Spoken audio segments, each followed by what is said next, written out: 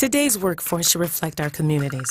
That's why the Manufacturing Institute is launching a new diversity and inclusion pillar, building a portfolio of resources, activities, and best practices for your companies and HR departments.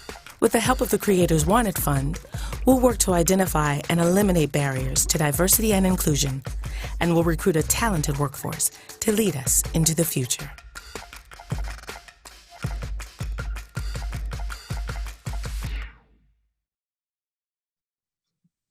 Welcome to the Manufacturing Institute's first Diversity and Inclusion Summit. My name is AJ Jorgensen, and I am the Vice President of Strategic Initiatives, leading our D+I pillar at the Manufacturing Institute. Before we kick off today's summit, I'd like to remind you that if you scroll down past the video, you'll find our chat feature. We encourage you to post discussions and resources here, as well as ask questions for the speakers. I will be reviewing and, where possible, addressing live. We also encourage you to post on social media using hashtag MFGTogether. Share your thoughts, key aha moments you hear during the event, and your company's participation. Posts using this hashtag will be filtered into the social media feed next to the chat. I'd also like to thank Arconic Foundation for supporting this summit.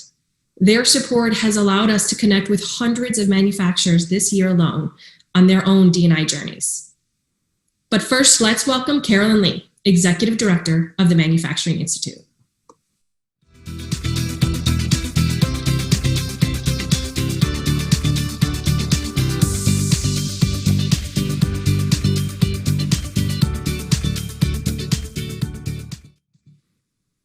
Thank you, AJ. As many of you know, the Manufacturing Institute is the workforce and education partner of the National Association of Manufacturers. Our mission is to inspire, educate, and empower the manufacturing workforce of today and tomorrow with the Institute's programs focused on several key audiences: students, veterans, women, and workers. The Institute is leading the D+I agenda for the NAM universe and have been working for the last several years, including the creation of our advisory committee back in 2019, to prepare for the launch of a pillar of work in this area starting 2020, which we did back in January. And that was really timely because as we came into the summer months, as we came into the spring, of course, diversity and inclusion and the work that needs to be done became even more pressing in the national agenda. Back in June, the National Association of Manufacturers leadership put out what we named our Pledge for Action. Now, equal opportunity has always been one of the NAM's 4 pillars and guiding principles for the NAM's work. And the Pledge for Action was a statement, a strong statement, explaining several commitments, 11 broad commitments that the sector was going to make on behalf of closing the equity gap and really calling for social justice and making sure that we're addressing the inequality that persists in our nation.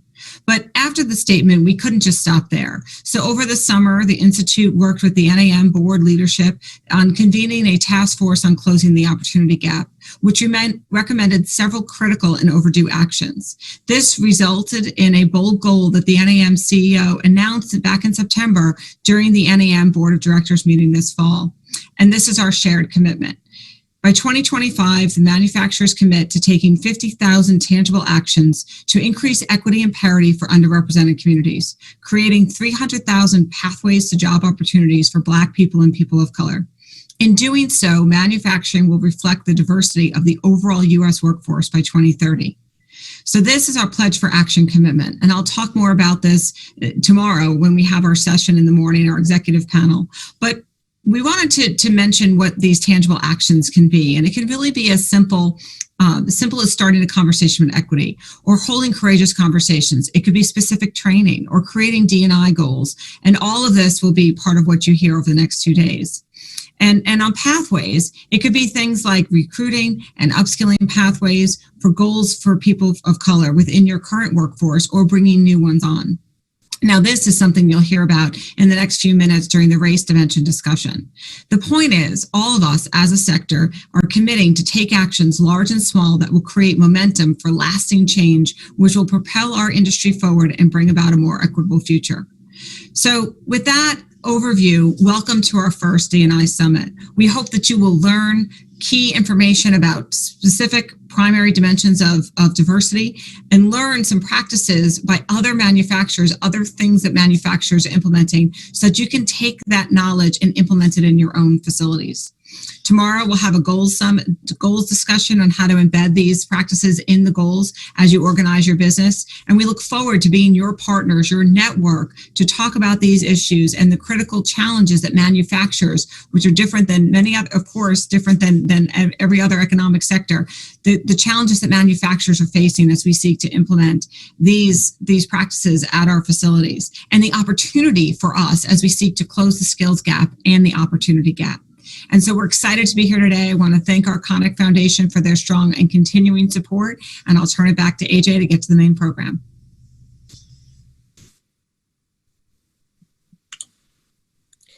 Thank you, Carolyn. So I want to kick off today with just a few stats. First, from McKinsey, companies in the top quartile for racial and ethnic diversity are 35% more likely to have financial returns above their respective national industry medians. Companies in the top quartile for gender diversity are 15% more likely to have better financial returns. In short, data has shown that diversity correlates to a better financial performance. But we also know from our latest D+I report in 2018 that 87% of CEOs in our industry are focusing on talent diversity and inclusiveness, but only 33% have a D+I leader in their company. In this era of globalization, diversity in business includes ability, age, gender, race and ethnicity, sexual orientation, but it also includes education, political beliefs, socioeconomic backgrounds. Today, benefits of creating an inclusive culture for all individuals go beyond the public relations and marketing campaigns. While the moral argument for diversity and inclusion is impactful enough, the financial outcome makes D+I a necessity for a business to be competitive. We're going to kick off today's summit with one of our strongest partners, President, CEO, and owner at Pioneer Service, Aneesa Muthana. I met Aneesa when she was a Step Ahead honoree in 2017 and was immediately inspired. She is an amazing leader, but more than that, she walks the walk. She's ensuring inclusion at Pioneer and the many places she is a board and advisory member at, and is continuously challenging those around her to do more, see more, say more, and to make sure all persons are heard and respected. We were proud that Aneesa agreed to be a part of the task force on closing the opportunity gap, and are so pleased that she can join us to help us kick off today's summit. Aneesa, as a small business owner, please share with our audience why D+I is so critical to you, not just as a moral imperative, but as a business imperative.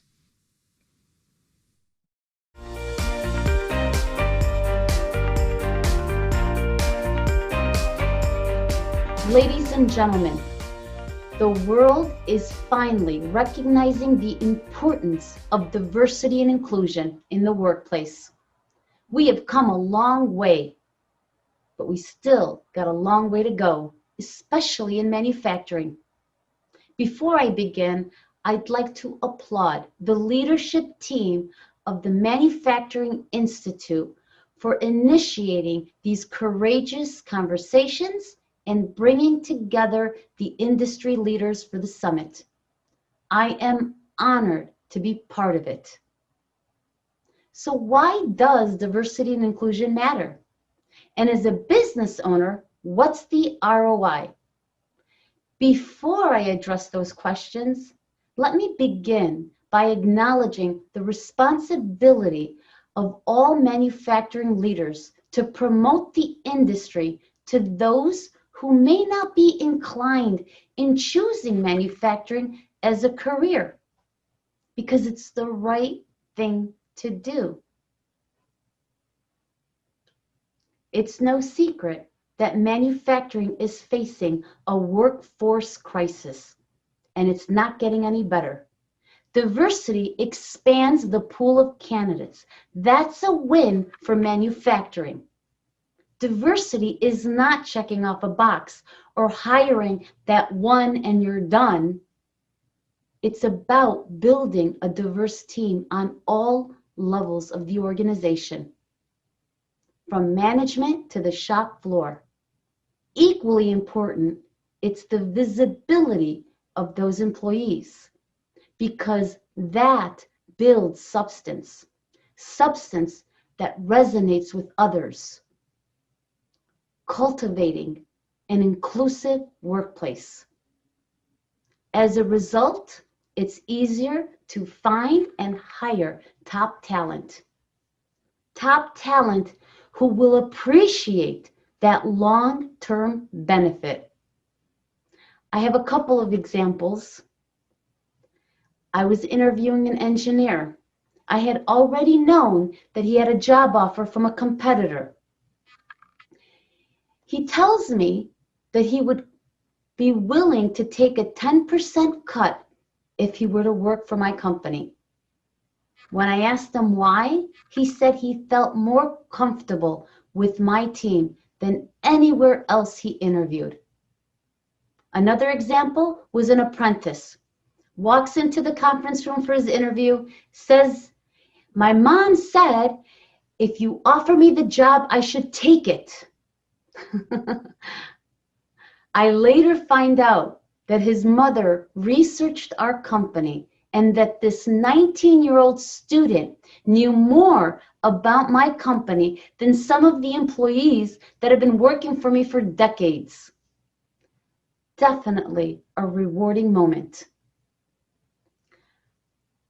I have supply chain people who want to do business with us. These are the big players, and they want to partner up with us under 50 employees. Under other circumstances, we may not even be considered a customer, but instead they're looking to feature us in their publications, and they treat us special because they respect what we stand for, and they want to be part of our story. That in itself brings a brand to our company that I couldn't have gotten any other way. If all that's not enough, what about innovation? Innovation is championed through diversity. And with U.S. manufacturing needing to be competitive, innovation is critical. Aneesa, I love that story about the engineer willing to take the pay cut for a more inclusive environment.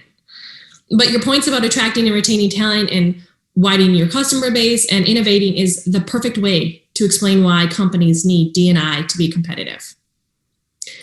Next, we're going to go through a series of dimension-specific topics. For those of you that are newer to the D&I sphere, let me take a step back.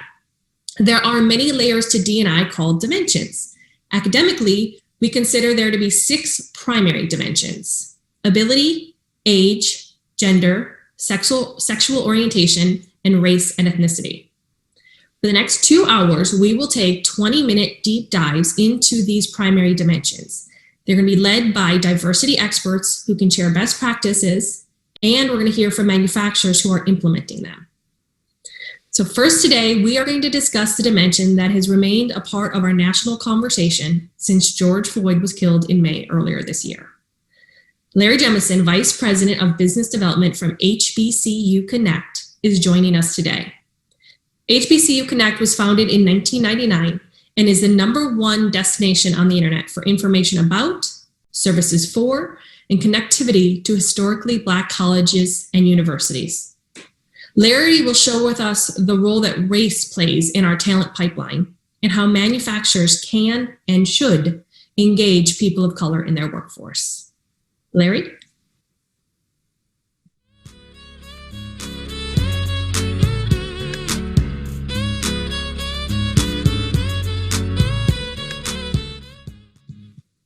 AJ, thank you so much, and awesome being here at this powerful summit. Thank you so much for having me. I am Larry Jemison. I am an HBCU graduate myself, but I'm also the Vice President of HBCU Connect, LLC. I work in the business development side, and with that, our main objective is to be a bridge to students and alum who graduate from historically Black colleges and universities and partner them with your job opportunities, whether those are internships or professional career services or full-time jobs. We want to be that bridge for you. What we found is that our 1.2 million members, they're in tune to what we say. So when HBCU Connect sends out your messages, whether that be an email blast, newsletter, a student-run ad, it doesn't matter. When we send it out, they see it as credible and they see it as someone who cares about their success. And I think that's one of the keys when we're talking about the D&I space, particularly in this market. You know, if you looked at where we've come and from where we've come, we're making tremendous strides. But when we look at D&I, we can't forget about that inclusion piece. How do you make me feel when you engage me, when you're interviewing me, when you're bringing me out to see your facilities, pre-COVID, of course, when you're, whatever it is, are you trying to make it comfortable for me to come on board, make an impact, and be successful? And that's where we find some of the biggest disconnects, because a lot of times your organization may not know how to assimilate or really speak that language. And that's where we come in. We help out and we say, listen, the email blast that we're going to be doing to highlight your job openings, and you may have thousands of them depending on your company size.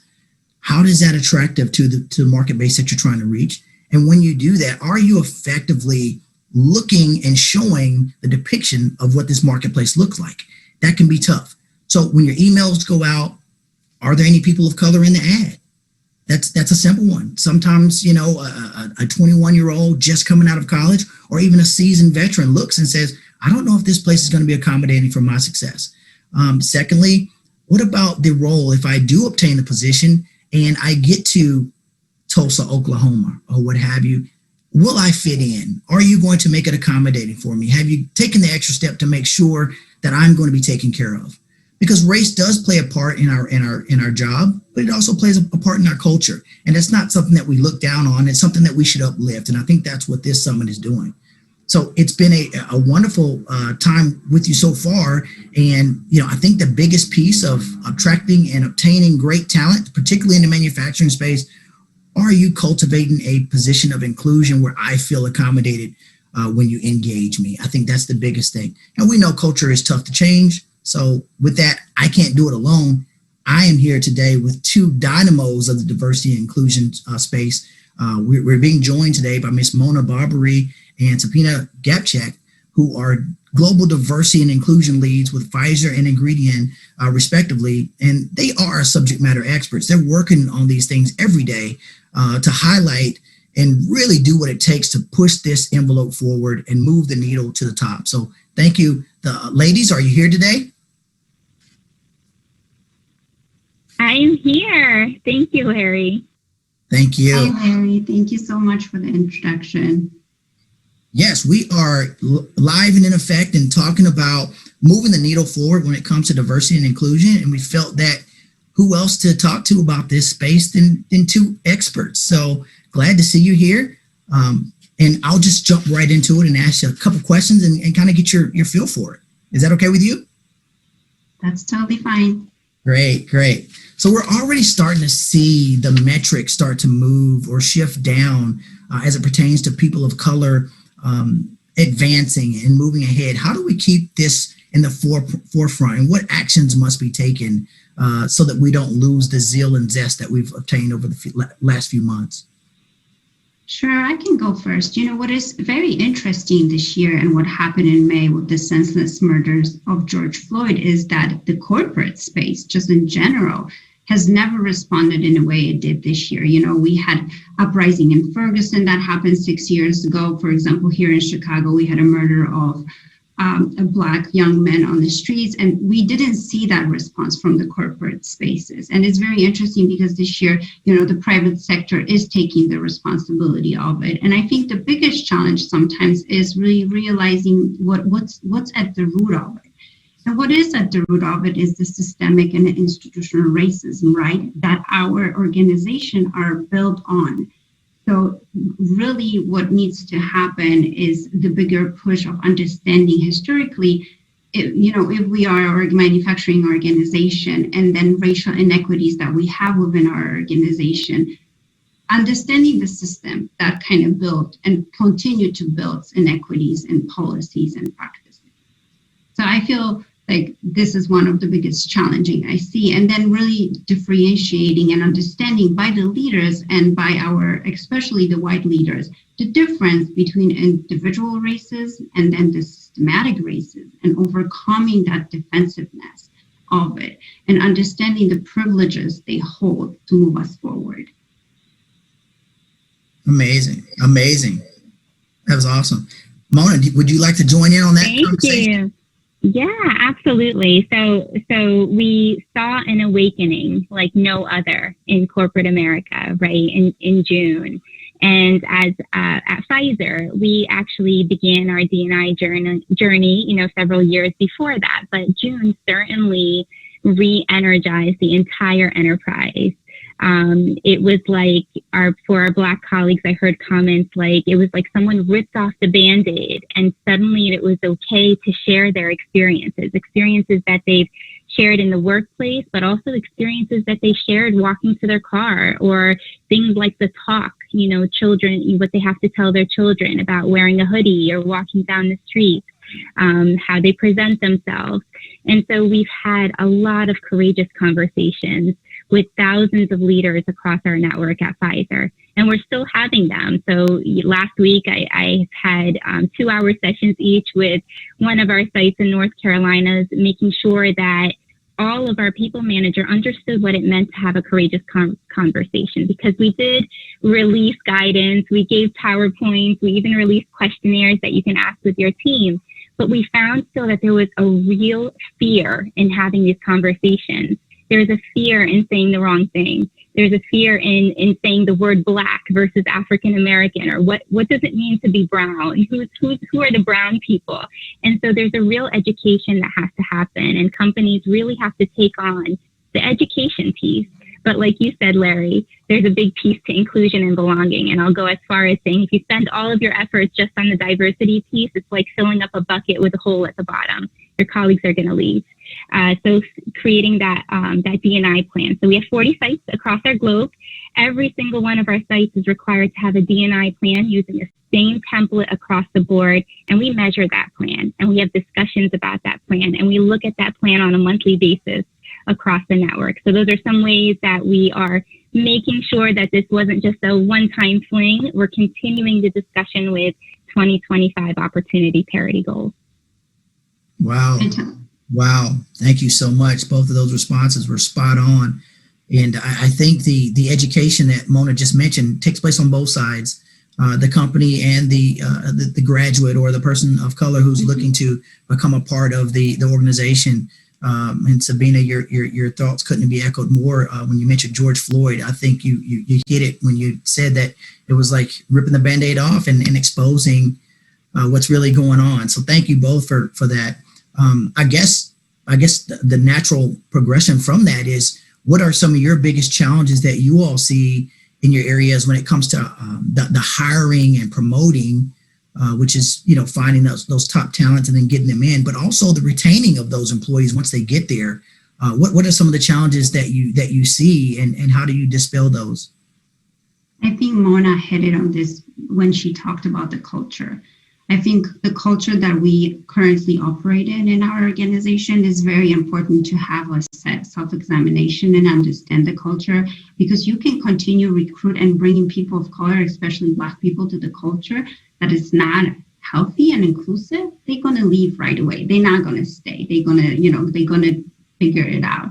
So I think really for our leaders, what happened after June was important for them to really take the ownership and find their passion and find something that they are passionate about when it comes to the Black inclusion. So within Ingredient, we have leaders of North America who actually created a project that is called Advancing Black Leaders. And they have teams. So there are 3 different areas in that project. One focuses on the exposure to executives. So really focusing our Black employees, how much exposure do they really have to the executives? Looking at the succession plans of our VP level executives. Do they have Black people in their succession plan, right? And then really focusing on the community. Do we have a partnership with the university? Do we have partnerships with the historically Black universities? Do we have partnerships with nonprofits that work in the Black communities to really assist and put our money where our mouth is? these focuses are very important, but I think one of the important things is really culture and the expectation of culture. We measure inclusion and belonging and ingredient through our engagement survey, and we're able to kind of address if we see that the leader is really struggling with inclusion, we're able to address it through education. And one other thing I just want to mention that I have seen a lot in the manufacturing space, because historically have been one white male-dominated space, is the affinity bias. But, our leaders tend to hire people who are just like them, because sometimes we overestimate our own abilities, thinking that we are the best to do, people for this job. And if we hire somebody who's just like me, they're going to be wonderful and perform wonderfully. So really educating our leaders about that, addressing that, because it's unconscious. They unconsciously do that because hiring somebody different, for example, from a Black community, in their mind, they think it's going to take just longer to adjust. I think these things, and the last thing is metrics, demographic metrics. We do measure, our executives have what we call people scorecards. So we actually do measure how are they doing when it comes to hiring Black individuals. And for us, it's not just focusing at the lower level, it's really the higher level. We want to make sure that the manufacturing plant floor is reflected in the leadership, right? Because we can't just bring diversity at the lowest level. We really have to have it reflected at the highest level as well. Wow. Thank you so much. You kind of jumped into our next segment of exactly where we were going. Mona, Sabina kind of told us how they measure an ingredient. How do they measure activities and performance? And if it's working, what do you all do at Pfizer? Yeah, absolutely. So I love data. I won't build a strategy out unless I look at the data first. And so in the D&I space, we look at representation. We look at representation by level. We look at representation by gender, by U.S. minority. And what we found specifically in manufacturing, not so much in the enterprise, is we have the pipeline, but the pipeline's at the lower levels, and we have opportunity to grow for gender and for U.S. minority development. And so that certainly led into what our strategies should be. And so our strategy is to increase representation at all levels of the pipeline, but really focus on the internal development and acceleration of our people of color in manufacturing. So we very focused D&I plans around that. I also look at the engagement survey, and I don't look at the overall number. I break it down. I break it down by U.S. minority. I break it down by people managers versus individual contributors. I break it down and look and see if there's gender differences in the responses. And I guarantee you, when you break it down and look at all of the ways that responses can be grouped, you will find differences, and you'll find opportunities to increase your engagement for certain groups of colleagues at the company. And then you want to look at turnover. You want to look at turnover again by level, by race, by gender, by all of the dimensions, and see, are women leaving at the senior manager level? Are Black men leaving at the director level? Why? Are you having stay interviews with these groups of people to make sure that they're happy, to see if they're interested in other opportunities and other projects and development to keep them? So what are we doing to keep the talent that has specific higher turnover rates than others? We're also looking at our talent development, our L&D, so your high performers, the programs that we're sending them to. Are we sending the same groups of people there? So we have goals, aspirational goals, even down to the talent that we're selecting for L&D programs. And then we're measuring from year to year. Are we improving in those metrics? Are we lowering our turnover for women and U.S. minorities? Are we increasing representation? What's happening with the high potentials that we're putting through these L&D programs? So those are just some of the ways that we're looking at data to make sure that we're making an impact. Yeah, and I definitely just want to echo Mona, because I think all the DEI professionals are really fascinated with data, because the data can tell you so much. Looking at data back and looking at the historical trends so much. And I would really recommend, make sure you break down your BIPOC numbers. So Black, Indigenous, people of color. You just don't look at the number as a whole. Break it down by race, ethnicity, every single level, gender, any way you can, because you're going to see differences a lot. For us, it was, for the longest time, our BIPOC number was driven by our Asian population and our idea labs. And we had to really make sure, what are we doing for our brown, Black employees and brown employees, and just really cut your numbers how many ways you Yes. Sabina, it's really interesting because the Asian population at Pfizer as well is driving some of the increase in minority grouping. So you have to break down the U.S. minorities because it will show a difference in patterns. And it also shows you the opportunity you have, where you should invest most of your time and energy to make sure that everyone's having an equitable experience.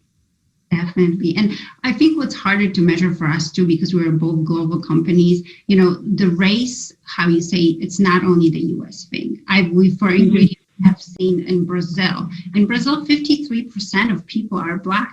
So what's harder about measuring that is that we only live in the US, we do the self-identification as legally harder anywhere else. But make sure that however you can, like this is the race as a dimension of diversity is on your radar, not only for the US region, but for everywhere in the world. Absolutely. Amazing. I mean, it's awesome to hear the work that you all are doing and how you track it. This is just phenomenal. And as a person of color, it's glad to hear, you know, that, hey, look, someone's going to recognize my birthday as well. You know, it's like being a child in the room. Everybody wants to know when's your birthday, but don't stop when you get to mine, right? I want you to know when my birthday is too. So really cool work that you all are doing.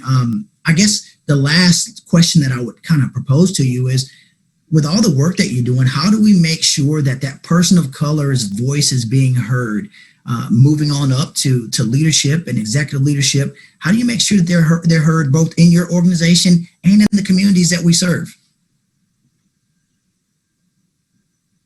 I would say really bring them to the table, give them the voice. That would be one of the most important things. When we talk about our Black community, if it is through a talent talk or succession planning, bring them to the table. Let them tell us what they need. So an ingredient, we are, this year we added equity into our name of DEI because we treat DEI as a lens. So equity is really important to us, providing resources that people need because we recognize the playing field is not leveled yet. So one of the things is also we do that through our business resource group. So have a business resource group Alliance for Black Employees, and we making sure that, individuals who are leading that group are exposed to the executives, interact with the executives, and they are also amazing advisors. If it wasn't for our Black group, they made it the response to George Floyd's senseless murder and what happened after so much easier for us as a company because they kind of guided us through that. So really making sure. And last one thing I want to touch on, we also, when we do the talent talks or when we do the succession planning, we are very intentional. So we will have a talent talk that specifically focuses on our Black employees because we want to really look, if somebody has been in a position for 7 years without a promotion or any movement, what is happening there? We really want to address it. And we want to address development, of our Black employees. Case by case, not just because sometimes when you bring it all as as the entire employee population, usually people of color, especially Black employees, get forgotten. So that's how I will say. Thank you. Mona, do you have any time to close us out? You have an update? I'll give one solid example of what you can do to make sure that people of color have a voice. I have a site where we invited the global Black community to speak to the site leadership team.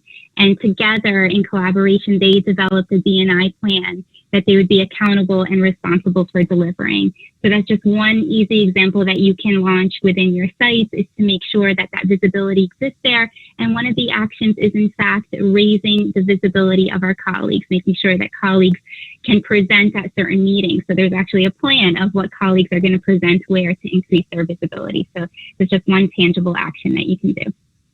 Amazing, simply amazing. Mona and Sabina, you all are fantastic. I think we are in pretty good shape when we look at moving forward in the diversity and inclusion space. And thank you so much for all you do. Thank you. Thank you, Larry and Mona and Sabina. That was amazing. And I think you said it succinctly when you said, let's learn and celebrate everyone's birthdays. I think that's the perfect way to summarize what we're trying to do with D+I.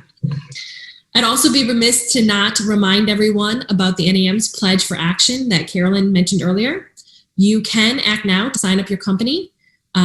This is how you're going to lead change. This is what you're committing to impact the pathways and the lives of people of color and all minority groups. So you can do this at nam.org autism.org/pledge for action. And you'll see that slide again. It won't go away. But our next Dimension partner is currently working with manufacturers to create pathways to 1 million employment and leadership opportunities for people with autism, intellectual and/or developmental differences by 2025.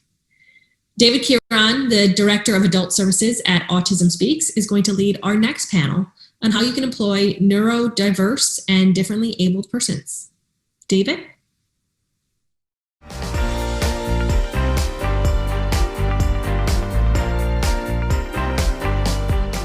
Thank you, AJ, and good afternoon, everyone. My name is Dave Kearon, and I'm the Director of Adult Services at Autism Speaks. We're based in New York, although right now I'm home-based like so many of you are.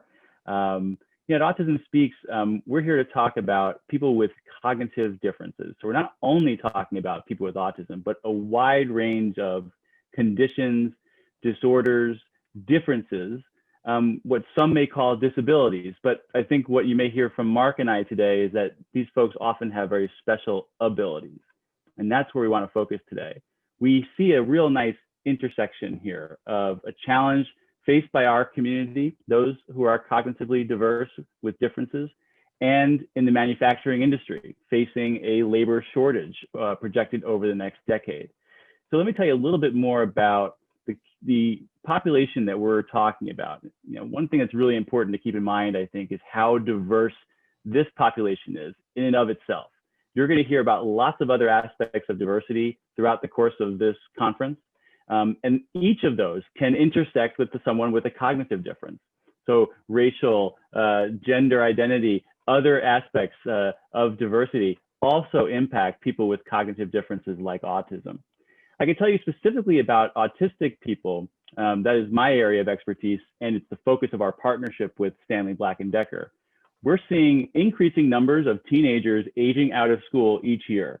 Just a few years ago, that number was 50,000 each year. We're now approaching 100,000 each year as that rise in prevalence of autism diagnoses among 8-year-old children age out of school as 18-year-old adults.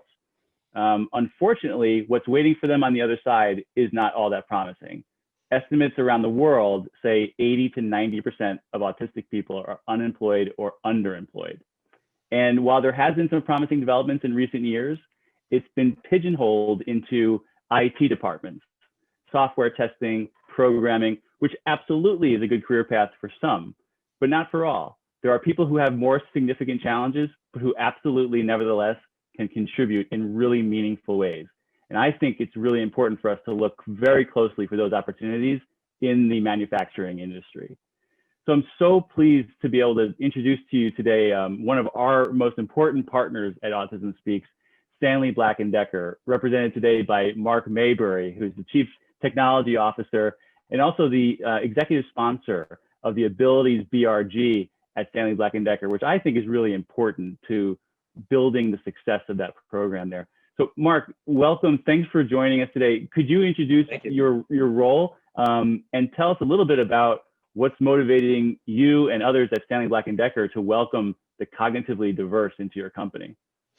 Well, good morning, Dave, and hello to everyone out there. It's a wonderful opportunity to be able to participate in such an important focused topic. At Stanley Black & Decker, I'm the first Chief Technology Officer, and together with my other executive committee members, we really have a strong corporate-wide commitment to diversity inclusion. And to your question and to your observation about the skills gap, it's really important to appreciate that the global workforce over the next decade is expecting about 10 million unfilled manufacturing jobs, 2.4 million skilled trade jobs in the US alone.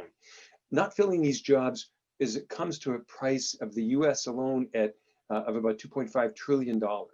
And so this is a really significant need for talent. And so, right away, we know 15% of the population has a disability. We can't afford to exclude that large set of folks. The other important point to recognize is that we know actually from studies of companies that more diverse and more inclusive organizations benefit both in terms of growing faster, according to Boston Consultancy Group, about 2.5% growth, faster growth, and their shareholders get a better return. Cognitive diversity brings innovation. According to a McKinsey study, those companies that are more diverse are more ethical, they have better well-being, they're more innovative, they're more collaborative, they're higher performance. It's just a great thing to do. And the final point I'll make is consumers expect it. In a national survey in the United States, 92% of consumers believe that they were more favorably toward companies that hire disabled workers because they know they care for their workers. So in short, we do well by doing good. And if we limit the inclusion of anyone, we lose the power of all. You know, Mark, I love the way you speak about this because you weren't talking about hiring people with cognitive differences out of a sense of charity, out of a sense of, you know, corporate responsibility on the part of Stanley Black & Decker. You're talking about this as a way to improve your business, to become more innovative, more efficient. Could you talk a little bit about that, kind of getting over that hump at other businesses? I'm thinking about maybe competitors of yours who are watching. You know, how did you get kind of over that hump from viewing this as a corporate responsibility thing into an operations necessity? Well, you know, this is a really great question, Dave, because last month was Makers Month, and on the Stanley Black & Decker website, we highlighted 31 trade professions. There are 94,000 openings in electricians, plumbers, welders, machinists. And if people think, as I used to think, well, you can't make a lot of money in these trades, a manufacturing engineer, there are 12,000 openings right now. The median wage is $99,000, so almost $100,000 in some of these career fields. And I think what I would say to your question to my business colleagues out there, to our competitors, and to our suppliers, and also to organizations that we provide services to, is there are a whole bunch of myths about cognitively diverse workforce. Some people think that cognitive folks who maybe have different, and we like to talk about them as not disabled. We like to talk about them as diverse. They really have a unique neurodiversity associated with them. Some people think, well, they must be less capable. Actually, they can be more skilled. In fact, a Bureau of Statistics study, as well as a DuPont company study, found that workers with disabilities had significantly higher performance, specifically in the area of safety, than their counterparts. And that's in part because they're more aware, they're more conscientious. Some people say, well, maybe they're going to be less committed. Well, in fact, studies show that on average, they take less days off and they stay longer. So another study by the U.S. Bureau of Labor Statistics found there were 2 times higher retention rates of visually and physically impaired folks. There's a Chicago Lighthouse study as well that looked at this. So, and I think it's important to appreciate as an employer that this isn't necessarily something that's going to be painful. It actually can be something that can be joyful. Said another way, you're going to get more than you give. You're absolutely right, Mark. I love how you've done your research and you know the business value here. Another favorite of mine that people can look up is in the Harvard Business Review. There was a really interesting study, like what would make the most innovative and efficient problem-solving team? What's the makeup? And so they mixed gender and age and place of origin and religion and every other, educational attainment, everything they could think of. None of that really made significant difference. It was the team that was most cognitively diverse. So you had different problem-solving approaches. And to your point, Mark, these are people who have had to problem solve their whole lives to effectively, engage in their communities that weren't built for them. So these are people who have been problem-solving masters since they were children. Why shouldn't we tap into that kind of expertise? So I love that point.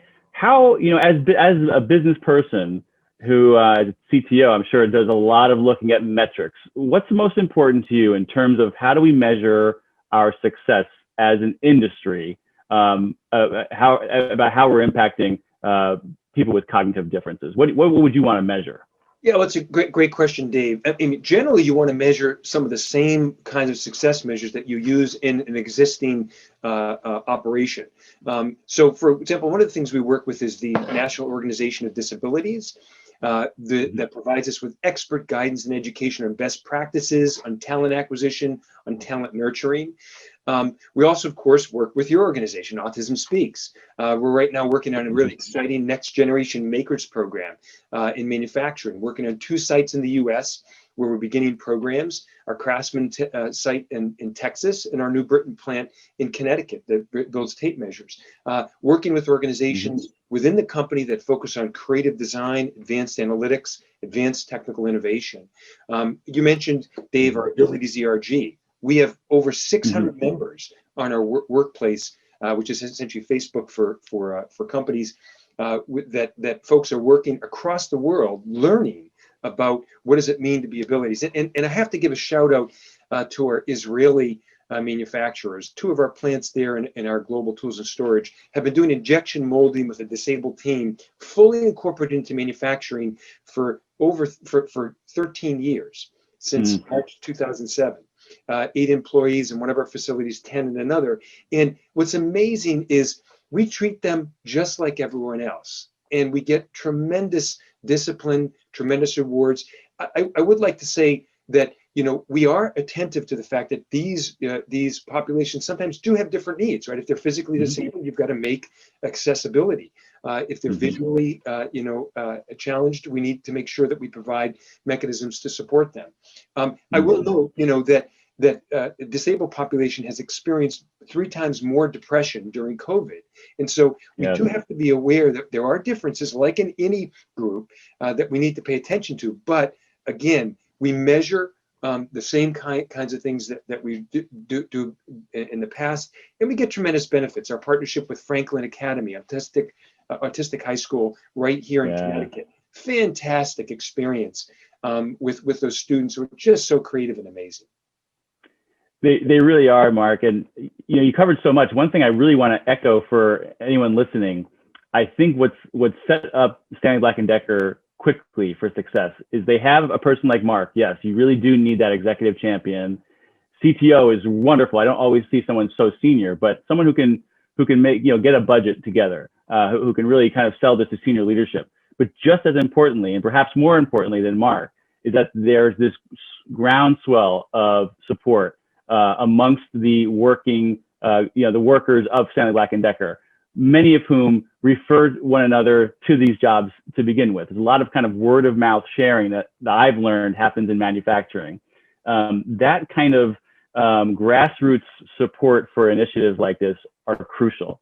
And really proud to see that happening at Stanley Black & Decker. Yeah, to your point, Dave, we have Tracy and Tanya, 2 wonderful women, together with a set of other leaders at the company who come from different, functions. Some of them are from HR, some of them are from marketing, some of them are from manufacturing. And the important point is all of these individuals have a personal benefit and experience in their lives and in their working lives. And so we're just so blessed. And so one of the things I'd encourage companies out there is don't think this is an impossible thing to do. Just get started and learn from great organizations like Autism Speaks, like the National Organization for Disabilities, and you will find you will get a tremendous value out of engaging these populations. Thanks so much for that plug, Mark. I really appreciate that. And something I want to make sure people know is that the work at Autism Speaks, for instance, and many of our other counterparts like NOD, is led by people who are part of these communities, right? So our work is led by my autistic colleagues based on their experience and their expertise. Something, Mark, thanks for mentioning our projects that we're working on together. One is a legacy site, a very old facility near your headquarters in New Britain. The other is a brand new facility in Texas, which is a right to work state. So we're going to have some really interesting learnings, right? We have a union facility, a non-union facility. Part of what we're working on together is helping to build a pipeline to cognitively diverse talent in these communities where that pipeline really doesn't exist, Mark, right? Like these people aren't necessarily on the college campuses where Stanley Black & Decker typically recruits from. So we're working together to kind of help build programs at community colleges to build this pipeline. Any comment about how can we help elevate the voices of the cognitively diverse to make sure people know that success is within reach and that this can be done at your own company? How do we kind of raise these up for others to learn from? Well, I think, it's a little bit of leadership by example, right? We actually engage these populations. It is so much fun to engage with these students. I'll tell you just one personal story. We participate in the Formula E racing, right? And so partly with kids, it's in populations, it's show them how exciting these careers can be and show them that they have a place in these careers. So we brought a bunch of the students from Franklin Academy and some others actually within New York City down to the Formula E race, which is basically these battery powered cars. And what's people don't realize is that all the cars are the same. And there's all kinds of digital instrumentation and analytics and training and gaming that goes on.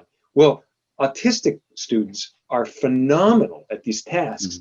And here's the chief technology officer of a global company. I sit down together with next to a simulator right off the track with the real cars with a father and his autistic son.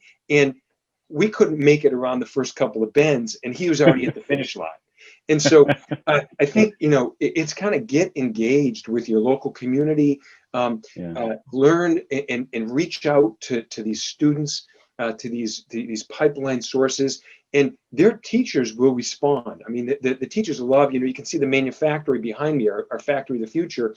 And as you referenced, Dave, their Craftsman plant in Texas is looking a lot like that. It's got mobile robots, it's got cooperative robots, all kinds of digital technology. That is a great opportunity for folks with disabilities because it leverages their talent. And one final thing, this COVID situation has been terrible for many folks, but it's actually taken away the mobility challenge because we can tap into employees anywhere. So to those employers out there, think about reimagining the kind of work that you have, because you may find new opportunities for a whole new population of dedicated, expert, committed talent. Yeah, absolutely right, Mark. And, I'll admit, I'm someone who had the impression of manufacturing as the old, dark, dirty, dangerous warehouse type work, right? It's simply not true anymore. So I think that's part of the work of the Manufacturing Institute, our host today, right? Is to kind of help rebrand this industry. I absolutely agree. It's a great fit for many people who have cognitive differences if they are given the supports they need.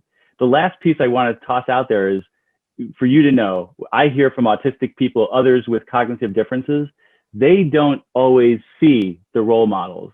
They don't know that you can work at Stanley Black & Decker in a really well-paying job that's respected in their community.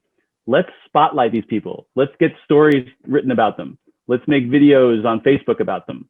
And Autism Speaks, that's one thing we can really help with, right? We love to share those kinds of success stories. Let's make some more role models of makers with cognitive differences so that, those kids in school, Mark, who you get to visit with, they have someone in their minds who they believe they can achieve what that person has done as well. Yeah, I think that's well said, Dave. I think, one of the things about cognitive diversity is, I like to say, one size does not fit all. If you've met one person, you've met one person. And we should celebrate that. The uniqueness and the diversity, again, makes companies stronger. It makes us better people. And so we're just so enthusiastic about this opportunity to engage a new community. And so for those who are out there, your uniqueness is a gift. And we want you to bring that gift to industry.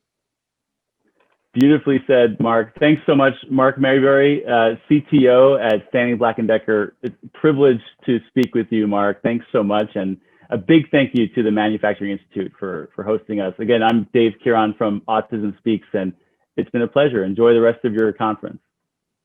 Thank you.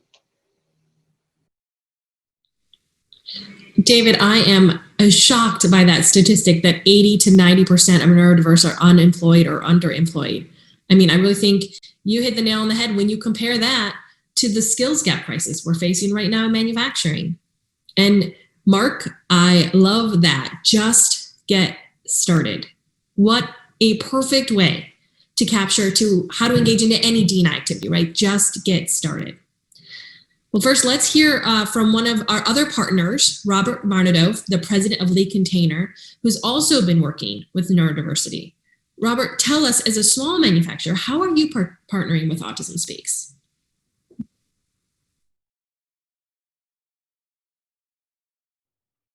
Hello, I'm Robert Varnado, president of Lee Container.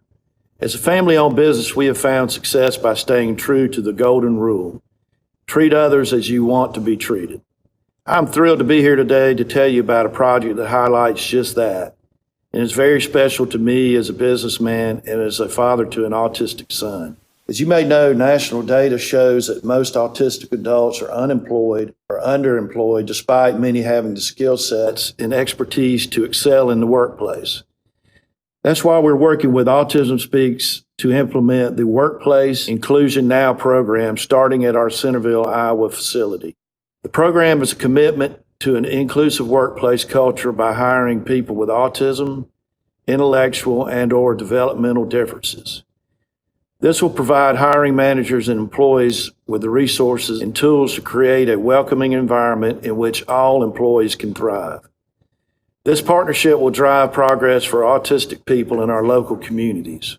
We'll not only raise awareness about the need for inclusion and equity for people with autism or other conditions who are looking for work. It will also empower people with autism and other differences to become workforce ready. Through this important work, we are developing the blueprint for a nationwide effort to create meaningful change in employment opportunities for people on the spectrum. We hope you will join us in this commitment because inclusive employment isn't just the right thing to do, it's good for business.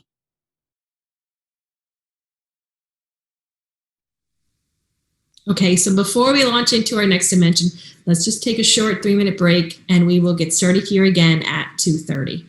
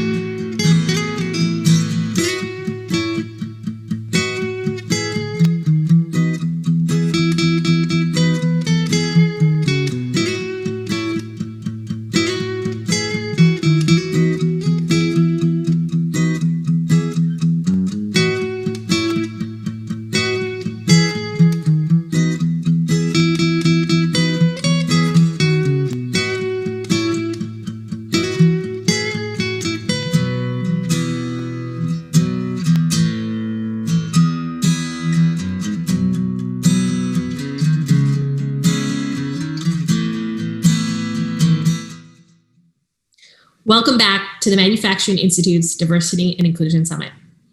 Next, we have Todd Sears, founder and CEO at Out Leadership. It's a globally regarded business leader and equity entrepreneur.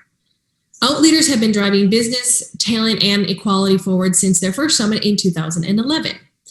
Before starting this organization, Todd created the first team of financial advisors on Wall Street to focus on the LGBTQIA community, plus bringing $1.5 billion in new assets to Merrill Lynch. Todd, one of the challenges facing manufacturing is in a variety of places, a perception, and that is so true for LGBTQIA plus community as well. Can you shed some light on these challenges and opportunities for manufacturers? Well,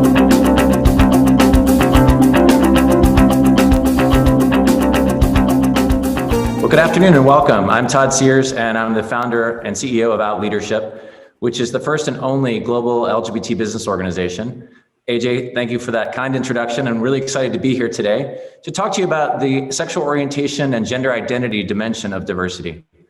Now, for many people, LGBTQIA+ can be a mouthful and a challenge, and quite often misunderstood. The first thing that we should think about is the difference between sexual orientation and gender identity.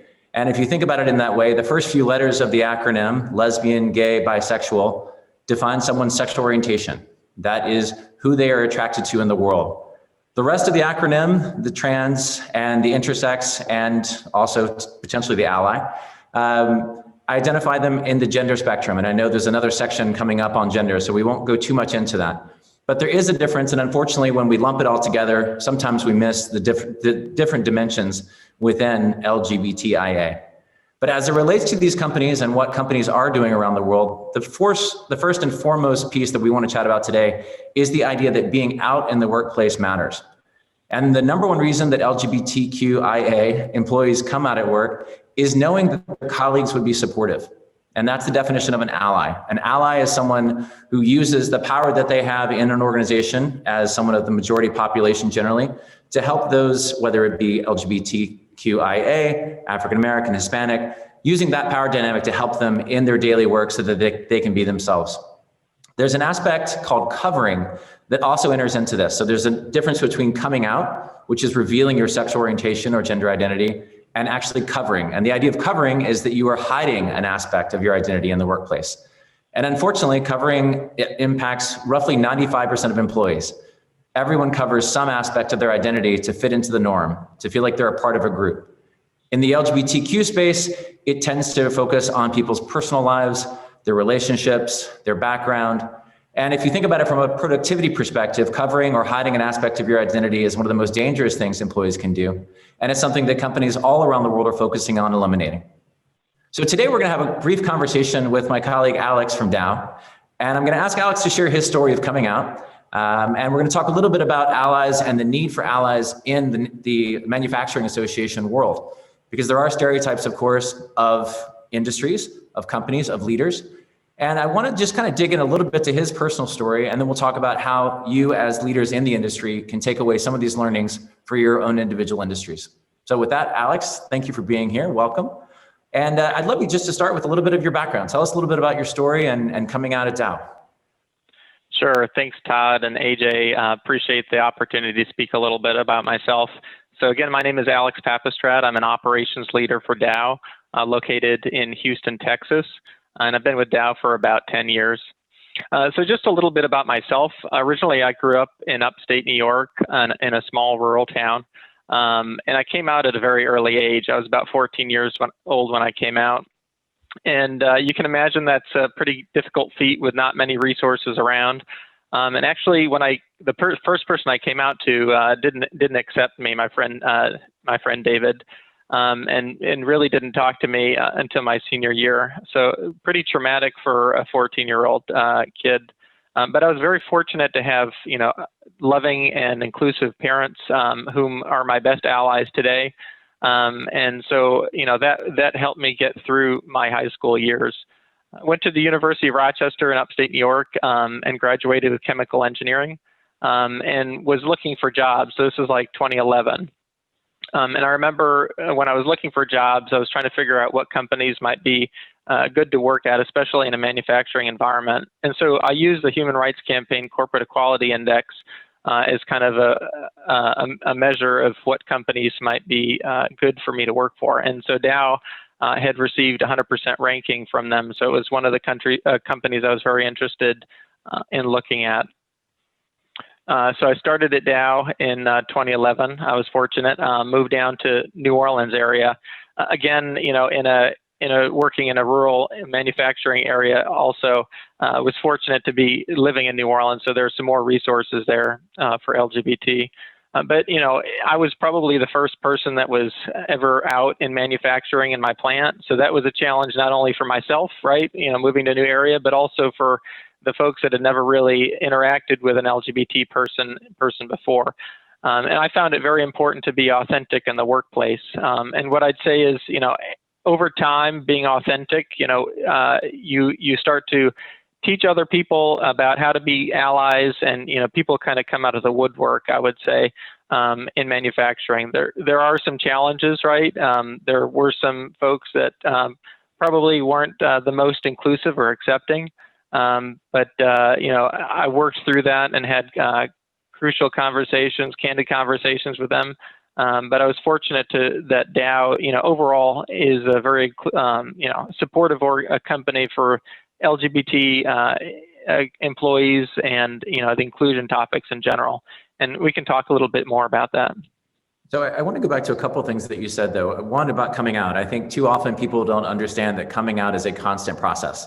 So you came out when you were 14, but every single interaction that you have at work and a plant around the world, you have to come out again, or you have the opportunity to come out again. And I think that's something that not a lot of people know. They think you came out when you were 14 and you're gay, versus every room you walk into, you are assumed to be straight until you reveal your sexual orientation, which I think is something interesting and an opportunity that LGBTQ people have. It makes us much more empathetic leaders, because we literally walk into a room and have to read the room for safety. And that's something that, as an LGBTQ leader working in Louisiana, potentially, that was a navigation for you, I would imagine. Can you talk a little bit about coming out at Dow? So you looked at the Human Rights Campaign ranking and score, which, if you don't know the Human Rights Campaign, they're the largest LGBTQ organization in the country, and they rank companies on their LGBTQ friendliness. So Dow has a 100% score on that ranking, which is really quite a feat and something that took a lot of work for a lot of companies. So you interview with Dow. Are you out in your interview? Are you out your first day? Do you sort of feel your way along? Tell us a little bit about what it was like to come into manufacturing as a gay man. Yeah, absolutely. And, even when you're applying for jobs, right, you're try to figure out what you put on your resume. So I came out on my resume because I had the fact that I ran our Pride network at the University of Rochester. So it was another reason I wanted to, apply to companies that had that positive LGBT ranking. And, it's a demonstration of my leadership, right? It's not necessarily an extracurricular that I ran the program at the University of Rochester. So in my interview itself, it was definitely more of a technical interview. I mean, they had my resume and everything, but we didn't necessarily talk about it specifically in the interview itself. But I would say when after the interview, I met with a hiring manager from HR, and, she brought it up. She's like, so I see you have some leadership skills, running the Pride network at the University of Rochester. Can you talk about it? And that opened up the discussion about the GLAD network, which is our LGBT organization at Dow. And, a very candid discussion about, what it's like working in manufacturing, what the resources we have available to the employees. And then again, on my first day at Dow, I had, went up to lunch with the department, and there were two, I didn't know it at the time, two very supportive allies in my group, one of which led the LGBT group for my site. And then the other had brought up while we were at lunch, the Pride Parade that we have in New Orleans and things like that. So they definitely, it was a sigh of relief to have. I didn't have to do it, right? They kind of offered me that olive branch, like, hey, we're so super supportive. We have this network.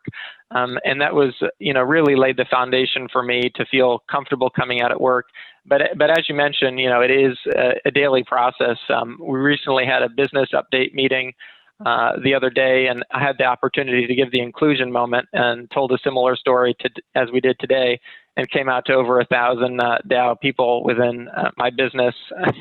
So it's a constant process. Well, and so I want to highlight a couple of things there. One, let's talk about the allies coming out to you. I work with CEOs all around the world. Out Leadership has about 650 CEOs we work with, including Jim Fitterling, the CEO of Dow, on exactly this topic, on how they can be allies. And Jim obviously sits in an interesting seat, especially as it relates to the Manufacturers Association, but also as an openly gay CEO, his allyship to the company, coming out himself to, I think, 45,000 employees at one point in one fell swoop was a huge piece of leadership. And I think that role modeling and signaling at the top helps create a culture that enables people to be allies and to be out. But I want to sort of key in on what your ally friends did, which was that they did come out to you as allies. And I think that's also something that people need to realize. There's a thing in the LGBT community called the assumption of negative intent, which means that if you don't say something positive or sort of frame your allyship, unfortunately, LGBTQ people will assume something negative. Up until June of this year, for example, in the United States, you could legally be fired in 29 states, including Louisiana, for simply being gay, or 34 states for being transgender. And the Bostock decision from the Supreme Court supposedly eradicated that, but it's going to take many years until that actually makes its way into practice and in law across the states. So LGBTQ people are significantly at a disadvantage in a lot of different places across the country. And so the opportunity for allies to come out is significant. So I want to sort of go into that a little bit more deeply. So Alex, in terms of Dow and the manufacturing industry, so let's broaden it away from just Dow and how you sort of see the industry. I know that there are, of course, stereotypes of the industry of many different stripes. But from an outside perspective, working with the industry just a little bit, it seems like a lot of those, not necessarily myths, but perceptions of the industry not being as friendly to diversity or not being as friendly to LGBTQ folks are actually unfounded. And it sounds like your experience has proven that as well. I'd love you to talk a little bit about Dow's role in the manufacturing industry and maybe a little bit of the advocacy, because I've been so impressed by what Dow has done as it relates even to Louisiana when there was advocacy to Bobby Jindal to not pass the anti-LGBT legislation, and Dow, as the second largest employer in Louisiana, was able to use the economic power that the company has to really advocate for change. Talk a little bit about what your role has been internally and how you sort of see that in the manufacturing industry, if you can. No, absolutely. I appreciate that, bringing that up. You know, I think that Dow in general is an ally to, you know, LGBT and all minority groups. And an example of that, like you mentioned, is the Supreme Court ruling on employment most recently. You know, Dow was signed on to the amicus brief for that, right? Dow continues to support legislation, not only at the local level in a state, but also the, you know, HRC Federal Equality Act. You were one of the first few employers to sign on to that. Now we have over hundreds, including the endorsement of the National Association of Manufacturers for that legislation. But, you know, leadership starts from the top. And I think Jim set the... Talk a little bit about that. What does that mean? What is that legislation? For those who don't know, tell us, you know, the Equality Act, what would that do for us? Yeah, so not only in employment, but the Federal Equality Act opens up Title VII protections for LGBT, you know, in housing, credit, employment, and a whole host of other areas as well, which is much needed legislation. And it eliminates, like you mentioned, the state-based approach, you know, having to have different laws in each state, and the company has to, you know, basically work with each state and figure out what we're going to do, what's acceptable here, what's not acceptable there. So it's not only positive for the employees because there's federal protection, but also for the company to be able to navigate, you know, what's acceptable in each area. So I want to follow on to that. The last kind of chunk of time I'd love us to spend is really about what the leaders and the companies that are watching today can do. And I'd share one resource as a starting point, and it sort of ties to what you were mentioning, Alex. Out Leadership for the last 2 years has created what we call our LGBTQ Business Climate Index. And it actually ranks all 50 US states across 20 publicly identifiable data points around LGBT inclusion. So some of the pieces that Alex mentioned, including the pieces that are not covered by federal protection currently, and hopefully will be at some point, are itemized in that index. And then there's a ranking based on that index. And then there's a CEO business brief that has been created for each state. So there was the Louisiana brief, there's a Michigan brief, there's a Georgia brief, a North Carolina brief. All 50 US states have a brief for business leaders doing business in that state, walking them through how discrimination impacts their business, talent mobility, and ultimately what we want leaders to do. So one of the final things we wanted to chat about were just some specific opportunities and ideas that companies can implement following this talk. One of the key things that I'd like to recommend is that companies consider self-identification for LGBTQ employees. And that is the opportunity for employees to tell you who they are within your HR systems, within your employee engagement surveys, and across your populations. Leadership has a piece of research that we published last year that will help you do that, and we'll make sure to share that with you. But if you don't know who your LGBT employees are, it's hard to help them, it's hard to give them the platform, and it's hard to drive inclusion. So I highly recommend that companies consider it. Now, I know Dow has a couple of key programs that they've built as well, and I wanted Alex to share a couple of those best practices with us in closing as well. So Alex, talk to us a little bit about destination inclusion and a couple of the other initiatives that Dow has built. Thanks, Todd. Yeah, and from a corporate perspective, we've had employee resource groups for a while, but we really want to focus in on manufacturing and see how we can improve the inclusion efforts at the shop floor as well. So one of the things that Dow is going to be doing in the future is implementing our new leadership expectations around inclusion integrated into our operating discipline management systems. So this is basically the backbone and the structure for manufacturing at Dow. And we're doing a lot of different programs to really help with that effort, one of which is, as mentioned, is the destination inclusion. And really that's a program set similar to an ERG where we have a different structure for different leaders in the company. These are going to be regional leaders for the inclusion topics in manufacturing specifically. Starting from the top, requiring global leaders and senior leaders to be part of an ERG. That's really the top priority of the company, and we're looking to implement that soon. Once we have that, we're going to be focusing on shop floor discussions. So we're going to be having quarterly inclusion topics. We're in trainings where we actually do case studies of, maybe something that happened in the company through HR. And those are going to be conversations that are held at the shop floor. So in my example, I'm an operations leader. So I have 25 operators that report to me. And so every quarter I'm going to be having a one-on-one meeting with my operators, the group, and, bringing up those case studies and empowering them to, build that muscle memory in terms of how they can respond to different situations, be aware of different situations that exist, not just for LGBT, but other minorities as well, whether it's females in the workplace, African Americans, or another diversity aspect like that. That's perfect. Thank you, Alex. I think there are a lot of hopeful nuggets that folks have picked up from this, and I know we'll be able to share some of these resources with you afterwards. So with that, I'd like to thank the Manufacturing Institute for giving us this platform, and I look forward to continue these conversations as each of you, as leaders in your companies, push the conversation of LGBT inclusion forward. Todd and Alex, thank you so much. Like you said, one of the greatest things about working in D&I is being able to constantly learn. And I will tell you that nugget about coming out is a continuous process is something I hadn't considered before. And I really appreciate that insight. Alex, I take your comments about being an ally to heart, and I think it's an important story about how having an inclusive environment can lay the foundation for a person sharing their whole self. Next, let's hear from one of my colleagues, Babs Chase. Babs is the Vice President for Military and Veterans Program and leads Heroes Make America. Heroes Make America builds connections between the military community and the manufacturing industry. This signature program is an integrated training, certification, and career readiness program. Babs, can you share why and how manufacturers should connect directly to this population of transitioning service members, veterans, National Guard, reservists, and active duty military spouses?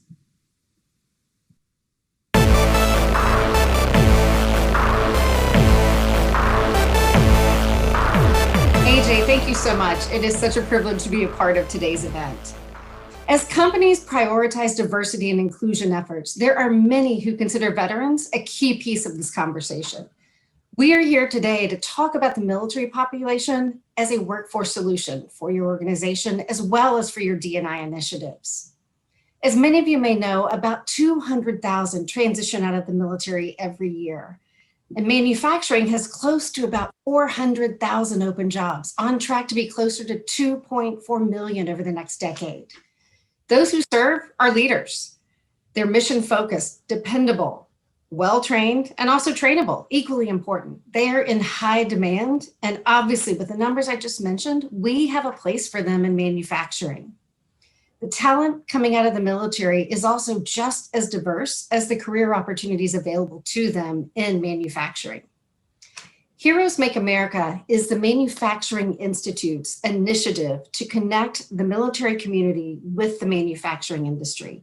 Our signature program is a Department of Defense approved SkillBridge training program that provides our participants with the in-demand qualifications and industry recognized certifications that they need to not only find a career in the industry, but excel in it. We are open right now to serving transitioning service members, veterans, National Guard, reservists, and active duty military spouses. We offer in-person training and are currently building out more virtual and remote options. And most importantly, this program is offered at no expense to the participants that join us. Our focus is to prepare these veterans and the rest of the greater military community for careers in the industry. We want to assist them with identifying and securing their next role. We also are focused on helping the companies, just like all of you listening today, who are looking for this talent. The bottom line, we are committed to helping today's American heroes be tomorrow's manufacturing leaders. We are joined here today for this conversation by two phenomenal veteran leaders in manufacturing who also happen to serve on our Heroes Make America Advisory Committee. Ed McGee, Executive Vice President of Operations for Fender Musical Instruments. Ed served 15 years in the Marine Corps in aviation and has years of experience with a broad mix of leading manufacturers. We are also joined by John Perez, Head of Military and Veterans Affairs at Johnson & Johnson. John served 6 years in the Army and the Army Reserve and is well known in the business community as a leader in military veteran hiring. He's been with Johnson & Johnson for 8 years in a variety of different roles. Gentlemen, thank you both for joining us today. Thank you, Babs. I ask you to kick things off with some top-line activities that you are implementing at Fender in the military veteran hiring space. Sure, thanks, Bab. One of the things that we're really proud of is we just initiated employee resource groups. So our CEOs taking a look at all of our efforts around diversity. We're focusing in on employee hiring and retention. We're focusing in on amplifying the voices of our artists. And then finally, our work with the Fender Play Foundation, where that interacts with our veterans teams is really making sure that we don't just celebrate our veterans on Veterans Day and Memorial Day, right? I mean, it feels oftentimes that those are the only two times that people talk about veterans. And we're really working to make sure that we can do two things. One is our recruiting team knows and understands that leaders are interested in hiring veterans. So that, that's creating a lot of really positive energy in that space. And then once you get a veteran on board, one of the things that we found is the inclusion piece, right? We want all of our diverse employees to bring their whole selves to work. And things like our employee resource groups are one way that we can ensure that there's a sense of belonging once they do arrive. So we got to get them in, and then we've got to make sure that they can bring their best selves to work and stay. Perfect. No, Ed, thanks so much. That's great. And you're spot on. It's not just 2 days a year. This is something that people need to be recognized for the talents and their everything, that who they are and what they bring to work every single day. So thank you for that. John, over to you. Would love to hear some of the best practices and things that y'all are leading at Johnson & Johnson. Yeah, thank you so much. And couldn't agree more. It has to be more than 1 day a year, 1 month out of the year. And it's so much more, right? It's recruit, it's retain, it's include, it's ensure performance and development. So Johnson & Johnson is the world's largest, most broadly based healthcare company, pharmaceuticals, medical devices, and consumer healthcare products. We're really proud to be a leader in support of the military connected community and to have a really long-standing legacy, greater than 120 years of support to this community. So what are some of the really important things for us? What are we most proud of and in this space? I'll give you 3 and I'm looking forward to the discussion. One is deep partnerships with veteran service organizations, many of which are focused on recruitment and in particular supporting transitioning service members. The second, just like Ed with you at Fender, having a great employee resource group, right? It's so important around the onboarding of new employees. It's so important around the inclusion and the development of those employees to have that community and have that sense of belonging, which employee resource groups can do. For us, it's our Veterans Leadership Council. 30 chapters, more than 1,500 active members across the United States. It's a great organization. And then the last thing that I would share, and again, looking forward to a conversation on this, it's it's having great benefits, right? And those are applicable to all employees, but sometimes you need to differentiate those for members of this community. So one area that we're particularly proud of, it's our support to Guard and Reserve Service members. For us, it's having a best-in-class policy. When a Guard member or reservist is called to active duty, they're able to continue their full pay and benefits from Johnson & Johnson on top of their military benefits, right? So they can really focus on being their full self at work, whether that work is at J&J or it's because they got activated and they need to go and do that full-time work for their state or for a national government. Thanks, Babs. No, John, thank you so much. I think both of the things that you both mentioned, I think are, for both of you, so important for other manufacturers to learn and understand some of these best practices, because, when you're with larger companies with these names, it's something that, sounds like it's easy, but I know there's been a lot of work both at Fender and Johnson & Johnson to implement these initiatives. So thank you for the hard work you're doing. So just to go back to the top line and make this easy, why is veteran hiring such an important part of your talent development programs at each of your companies? So Ed, let's go back and start with you on this one, please. First of all, it's a great pool of talent. You've got individuals who understand leadership. They've got a connection to mission and purpose. They're not afraid of learning. And they just bring a wealth of experience to bear in whatever organization that they exist in. So, I think for any company that is looking to grow and is focused on people, it's a great, just a great set of skills that can enhance your current business, that can enhance your leadership teams, that you can bring to bear against whatever problems that you might have. And then I think the other big thing is, what I have found, in my tenure as a, transitioning military member, there's a sense of community around, who we are and, making stuff in America, and just the idea that as a country we've got to get good at making things again and bringing that veterans experience to bear when it's time to to think about manufacturing strategy and what our labor pool needs and how do we continue to invest and ideate and grow. They just bring an incredible dimension to our business processes that I think are very valuable, and we need to highlight and recognize more. Great. John, same question. Over to you. No, I couldn't agree more with Ed. I think, one, just to start with, we want our employee base to reflect really the unique range of human experience and background, right? If veterans in the United States are greater than 6% of the US population, right, we want to make sure that that's reflected in our employee base. And why is that so important? Because if we have a diverse team that has a variety of different backgrounds, both from professional industries, from more traditional ways we think of diversity and inclusion, you're going to get a diverse team that's better able to ideate, that's able to solve problems, that's able to bring all of that different unique perspective to all the different challenges that we face. To build, off of Ed, to your comments, right? We also know that veterans come in with really unique skills and attributes that other demographics don't, right? Like there are very unique skills that come from military service, and they're things like where they over-index compared to the general population in particular. Things like leadership, like team building. Every role needs that. Doesn't matter your functional area, but it's certainly very applicable in the manufacturing world.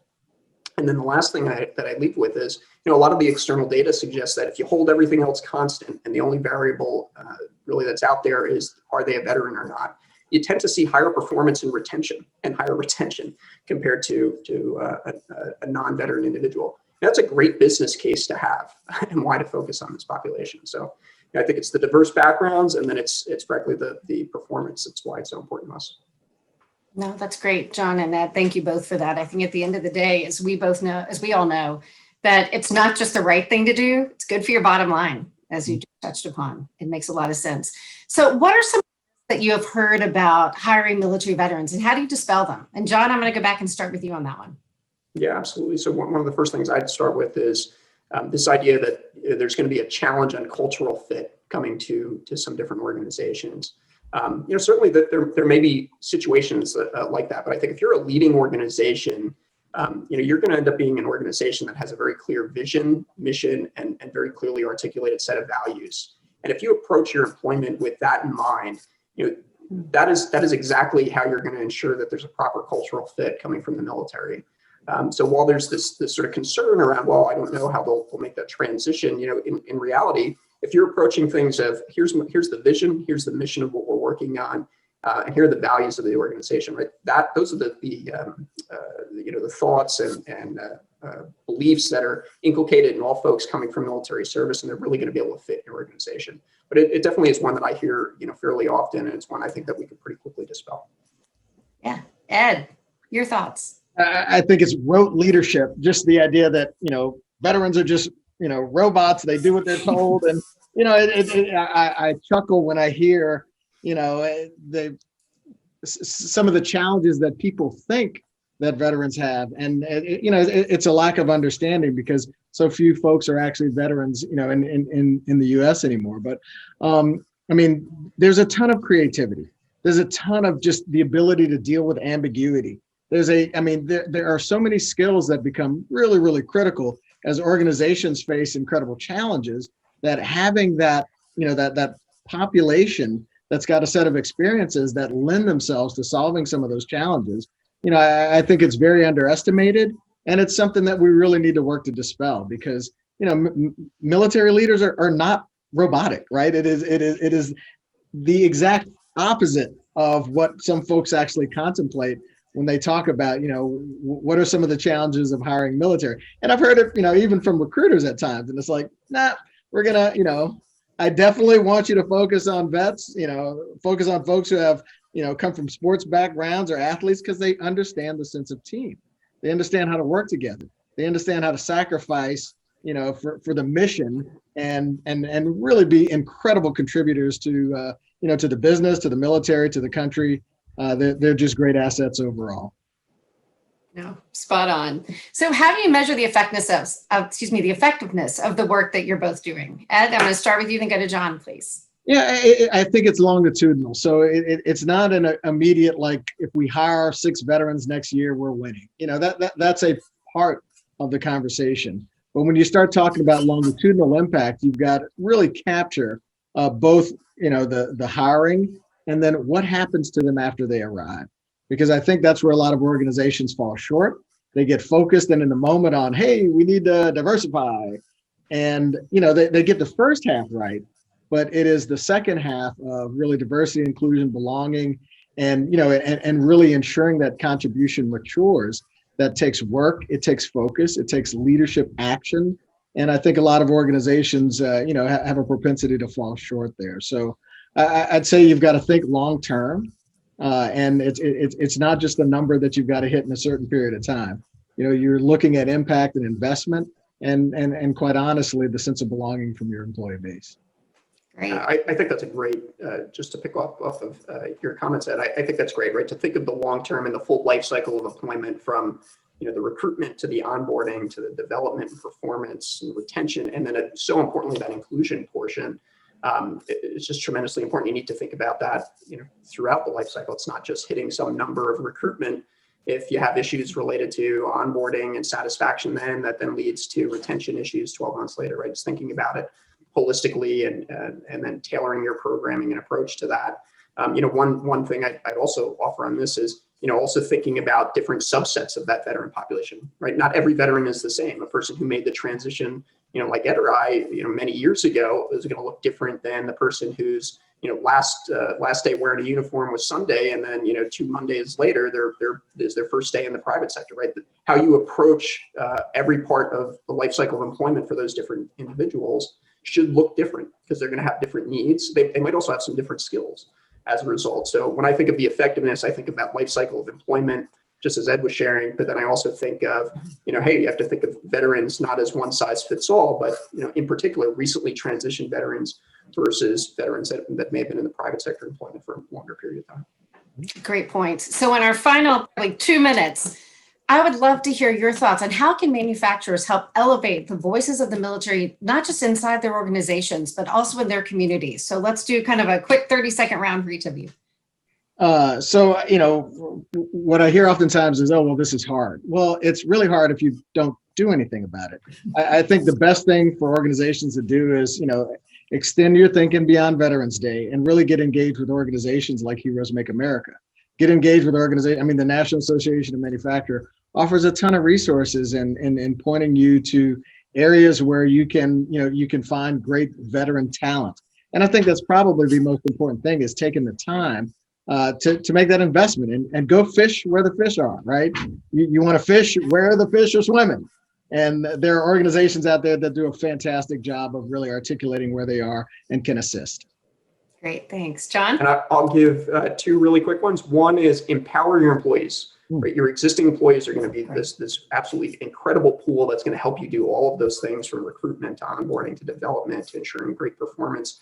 And that can be done often through employee resource groups. The second thing, just building off of Ed, is partner with great organizations, whether it's Heroes Make America and this program, whether it is other cross-industry or even government collaborations, right? There are organizations that do not require financial commitments from organization. They really just want to, really help drive either standard setting or best practice sharing. There are organizations like Veteran Jobs Mission, or through the Department of Defense, the Employer Support for Guard and Reserve. Those are things that are essentially costless for an organization, and yet are tremendous at bringing together best practice sharing and just cross-industry collaboration. So I think those are great ways to go and approach, and very easy for an organization to take an action, move from passivity to a real action. Perfect. Gentlemen, thank you both for participating. John and Ed, great ideas, great action items for all of our audience to really follow up on, and we look forward to them engaging back with Heroes Make America and the Manufacturing Institute if they want to learn more about how to get involved with what we are all working on. AJ, thank you again for the opportunity. Back to you. Babs, Ed, and John, I think you said it all when you said it's not just one day a year. We are all somewhere on our D&I journey, and whether it's engaging service members and veterans or any diverse group, it can't just be a single day. Because I'm going to take a moment, in case you're just joining us, I want to remind you to take the NAM Pledge for Action. This is a pledge and a commitment for 50,000 tangible actions to increase equity and parity for underrepresented communities and creating 300,000 pathways for people of color. You can do that in the chat box. We have a direct link to it, but it's at the NAM Pledge for Action. You'll hear more about that again later this afternoon and again tomorrow. The other thing I want to remind you is to use social media using the hashtag MFGTogether. This will appear on the platform next to the chat feature on the D+I Summit.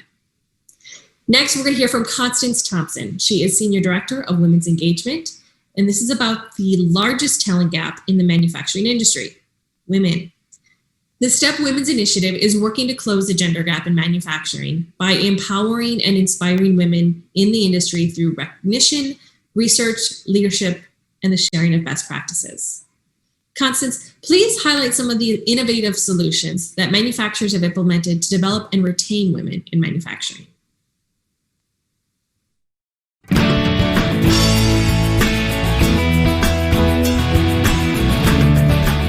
Good afternoon. My name is Constance Thompson, and I have the pleasure of serving as the Senior Director of Women's Engagement with the Manufacturing Institute. It is my pleasure to welcome you to the Gender Dimension segment of our inaugural D+I conference. During this session, we will explore the research, demographics, and best practices companies are implementing to advance women in manufacturing. But before we begin, I wanted to share with you a few demographics to set the stage for our conversation today. The first is that women currently represent 51% of the US workforce and 28.6%, and that is according to the BLS as of September 2020 of the manufacturing workforce. So again, 51% women represent of the current US workforce and 28.6% of the manufacturing workforce. Now this next fact kind of sets the stage for why it's important that we're doing this work to advance women in manufacturing. Since World War I, which is over 100 years ago, the representation in women in all manufacturing roles has increased just by 8.6%.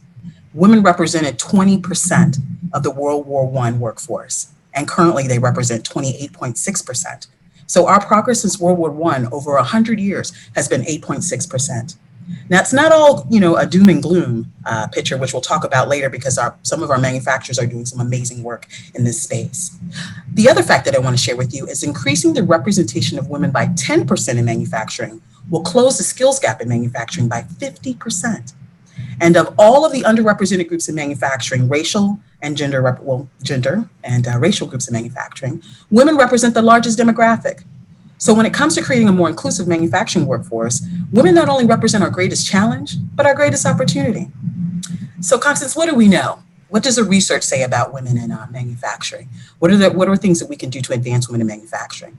So based upon our research, our 2017 study about closing the gender gap in manufacturing and closing the skills gap, in manufacturing, we learned a few things. And I'm going to share with you them within the structure of a best practice of D&I that you create your strategy from a personal, interpersonal, group, and organizational level. So on the personal level, what we learned about women from the study is that they reported a need for more life-work balance support, benefits, and attractive pay.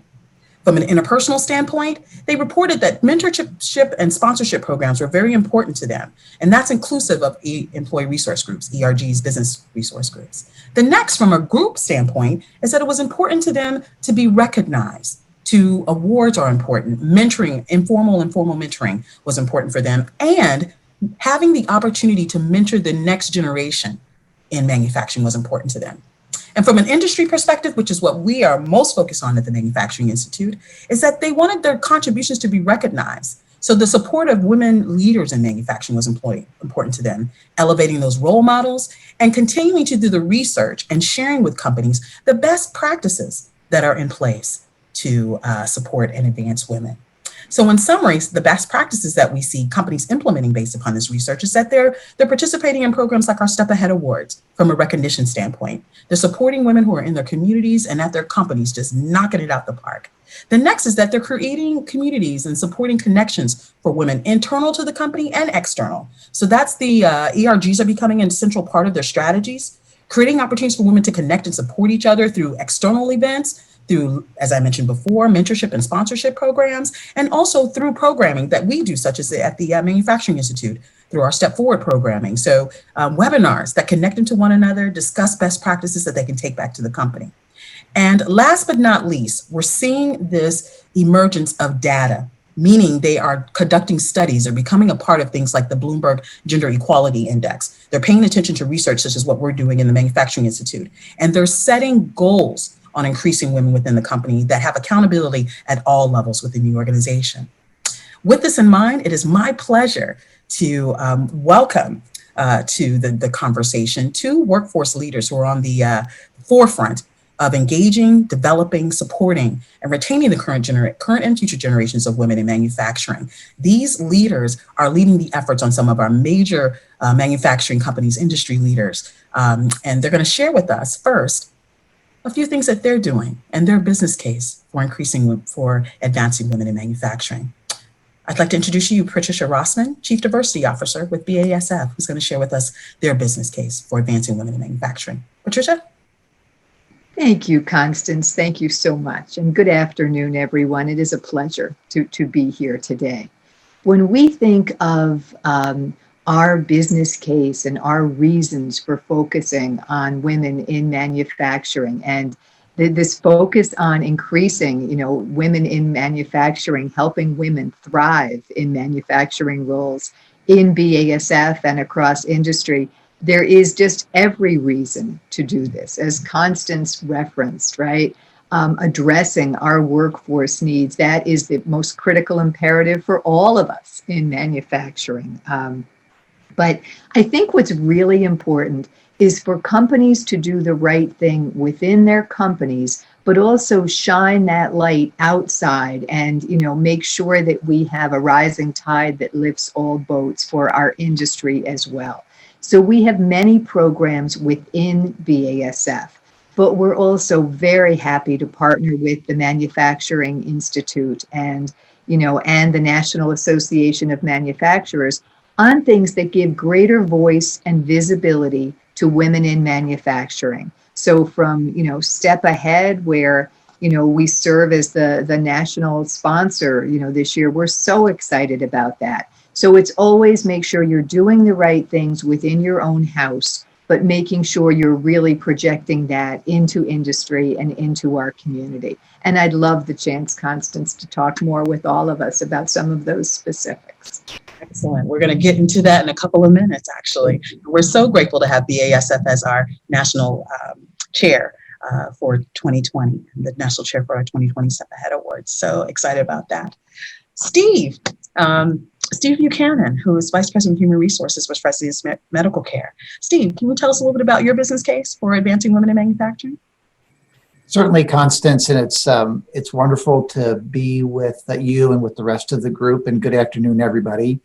As I have said to Constance and others at the Manufacturers Institute, Fresenius Medical Care is really beginning its journey over the last several years, and I'm very, very proud of the work that we're doing, and the fact that our leadership is really beginning to speak about this much more than even they have in the past. And I would suggest that we've experienced that as one of the primary reasons why we've made some headway recently, is because of the business leaders speaking about this and emphasizing its importance.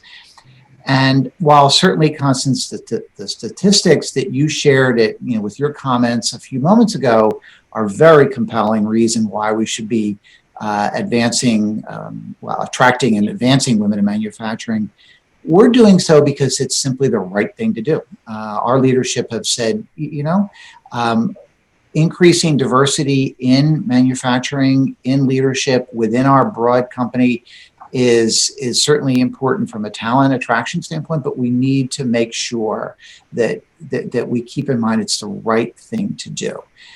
So we're focused on that, and we believe, as the data has suggested, that by having a diverse representation at the decision-making table, as the decisions are being discussed or the options are being discussed, that having a diverse population really helps with broader perspectives, and you get value from different people's experiences.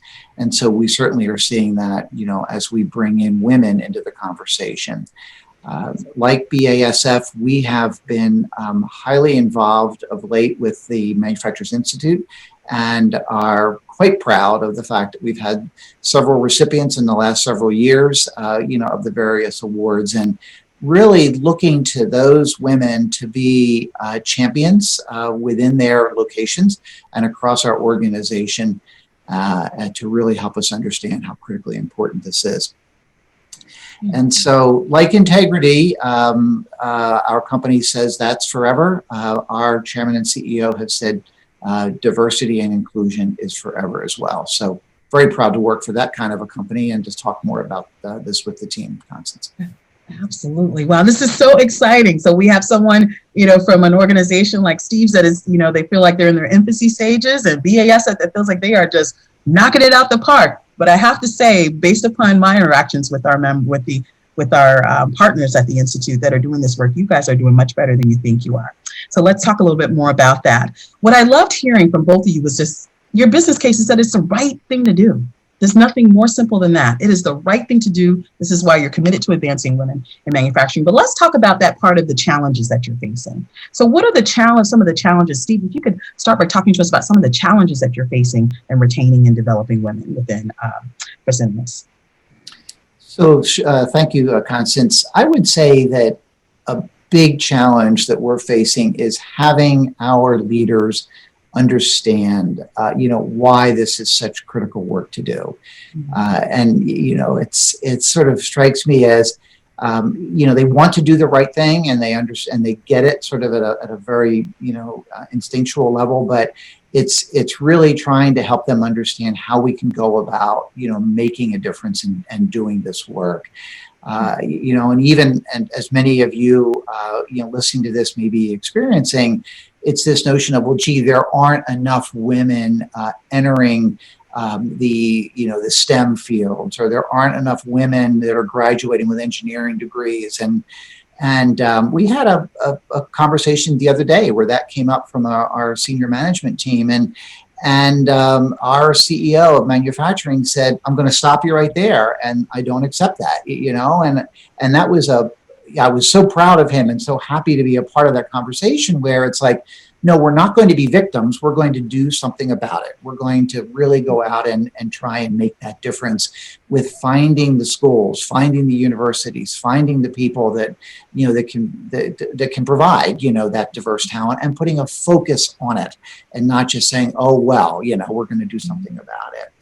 I would say it's also really around, giving the women that voice that Pat mentioned a moment ago, and making sure that we're finding ways for them to be able to speak about this and talk about what they need and what has been so important to them.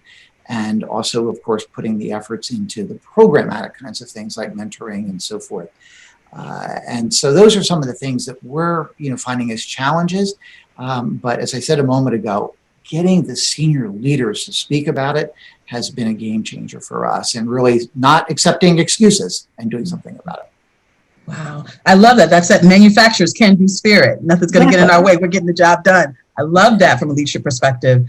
Pat, can you share with me a little bit about what some of the challenges you all have in advancing and promoting them? Yes, I would love to. I think it's really important for us all to keep in mind that when we talk about diversity and inclusion, the right thing to do, there are different dimensions that we need to focus on there. Diversity and inclusion are good for business, full stop. They are good for business. They're good for business because you look at study after study that shows that women and men solve problems differently, right? We activate even different parts of our brains in how we do that. So we really need that firepower, right? We know that teams of men and women go farther faster than teams of just women or teams of just men. So how do we anticipate and meet our customer needs in the best possible way? Farther, faster, bolder. We need diversity and inclusion for that. So I think it's also really important to look at the intersection between your talent attraction and selection efforts and also your culture efforts. So clearly there are, some challenges. We've done some outreach where we've even reached out to, young women, late middle school, high school, and they sometimes do not have a full appreciation of the richness of a manufacturing career for women. And I use that term richness deliberately, both economically, but in terms of the experience, women who love to make things, right? Make things happen. So I think the challenges are twofold. The challenges are making sure that our companies are truly looking for talent in all the right places, and that we recognize the strengths that difference brings to our organizations. One of the things we did at BASF is, despite our best intentions, we found that we were hiring ourselves. We were setting job requirements that were very rigid and, unintentionally so, but it was like almost only the incumbent would be able to do that job. It was so specific. And so what we're looking at is, how are we screening out great talent, and how are we making sure that we're truly bringing in great talent? So clearly attraction and selection is a big challenge. And for us, we instituted a talent and diversity challenge that half the people we interview for all our roles have to be diverse, right? They have to represent the diversity we seek in the market.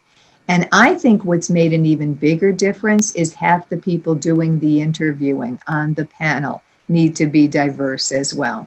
Yes. And so clearly that, different people ask different questions. They hear answers in different ways. They question the answers differently. Mm-hmm. All of that is what we're looking for. But then also, is your culture reflective of the needs of all of the great talent you need to bring in? And so that is another area of challenge and opportunity that, smart companies like Steve's and like BASF are looking at. That dual purpose. Is your attraction and selection exactly focused the way it should be? Making sure you're bringing in the best people, because that's what it's all about. It's the best person for the job.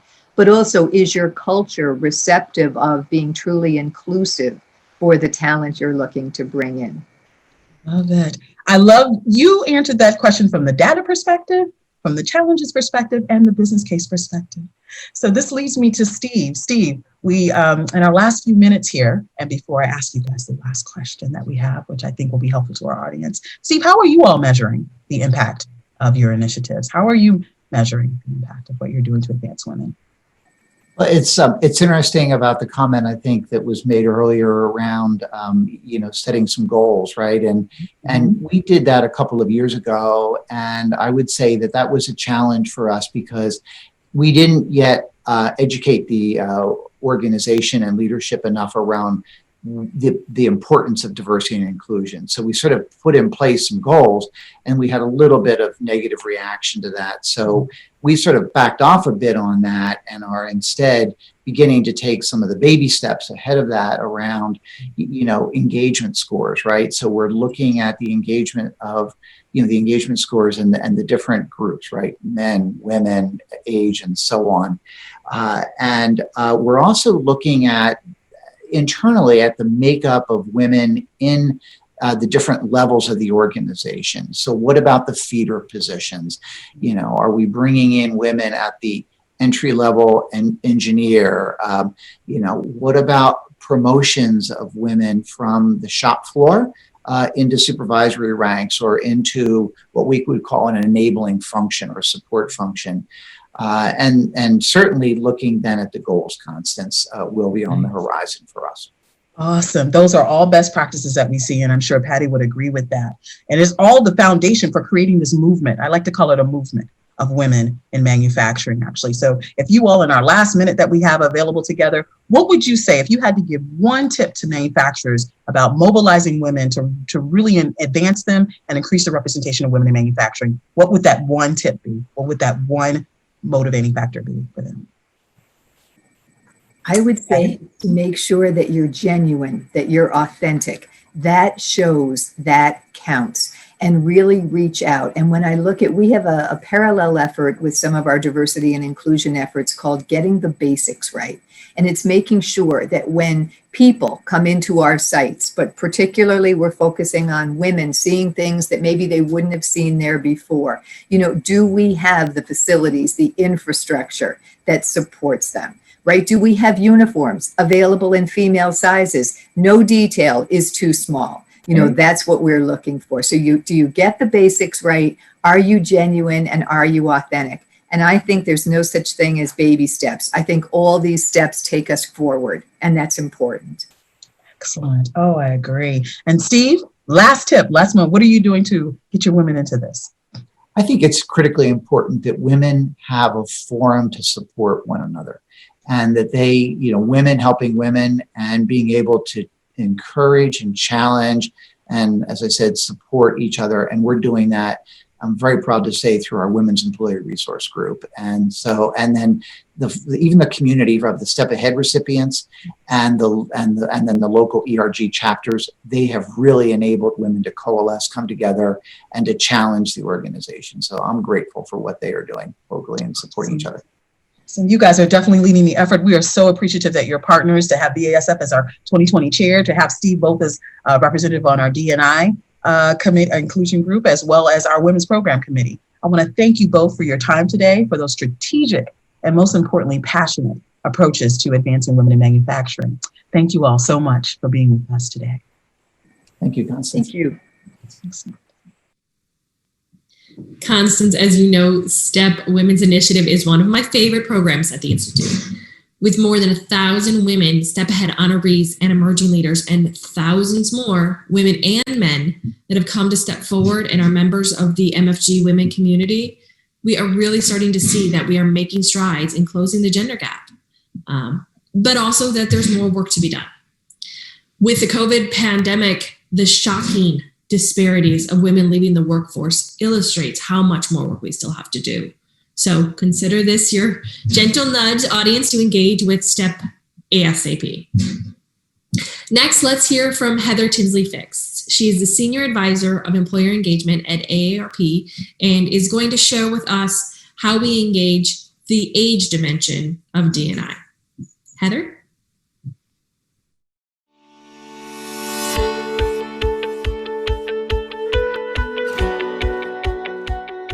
Hello, everybody. Nice to be here with you talking about age diversity and why it's important. Thanks to AJ for introducing us.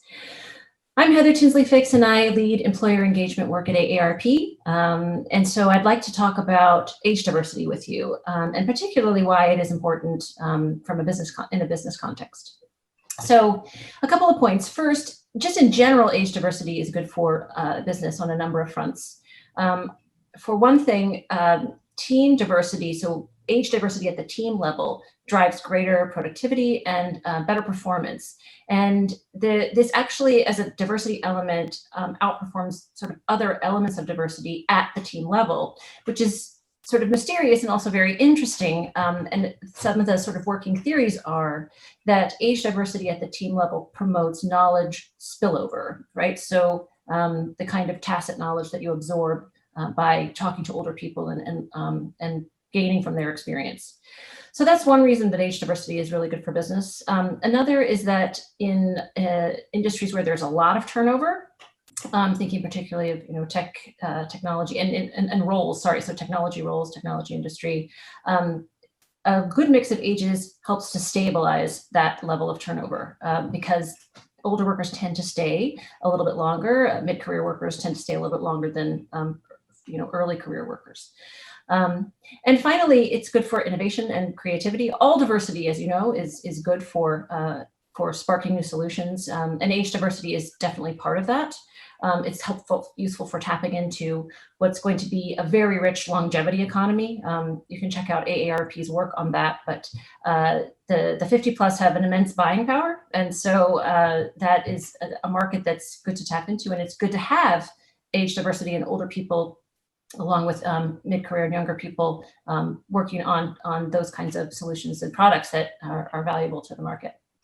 But in particular, with regard to manufacturing, I've been reading through a really great report from the Manufacturing Institute from last year on the aging of the workforce, and wanted to note a couple of things for the manufacturing industry in terms of age diversity. One of the things is that the labor market in general is aging. There are currently 5 generations in the workforce, right? So everybody from Gen Z all the way through the greatest generation. There's a few of those folks left. And so that is a good mix of diversity already, but in particular, the composition of the workforce is getting older. So by 2024, I think 35% of the workforce will be 50 plus. That's a big chunk of the workforce. And next year, starting in January, the first millennials will turn 40. So the workforce is aging. In the manufacturing industry, the median age is even a little higher than in other industries or in the workforce in general. So in 2018, the median age of a manufacturing worker was 44, whereas the median age of a US worker in general was 42.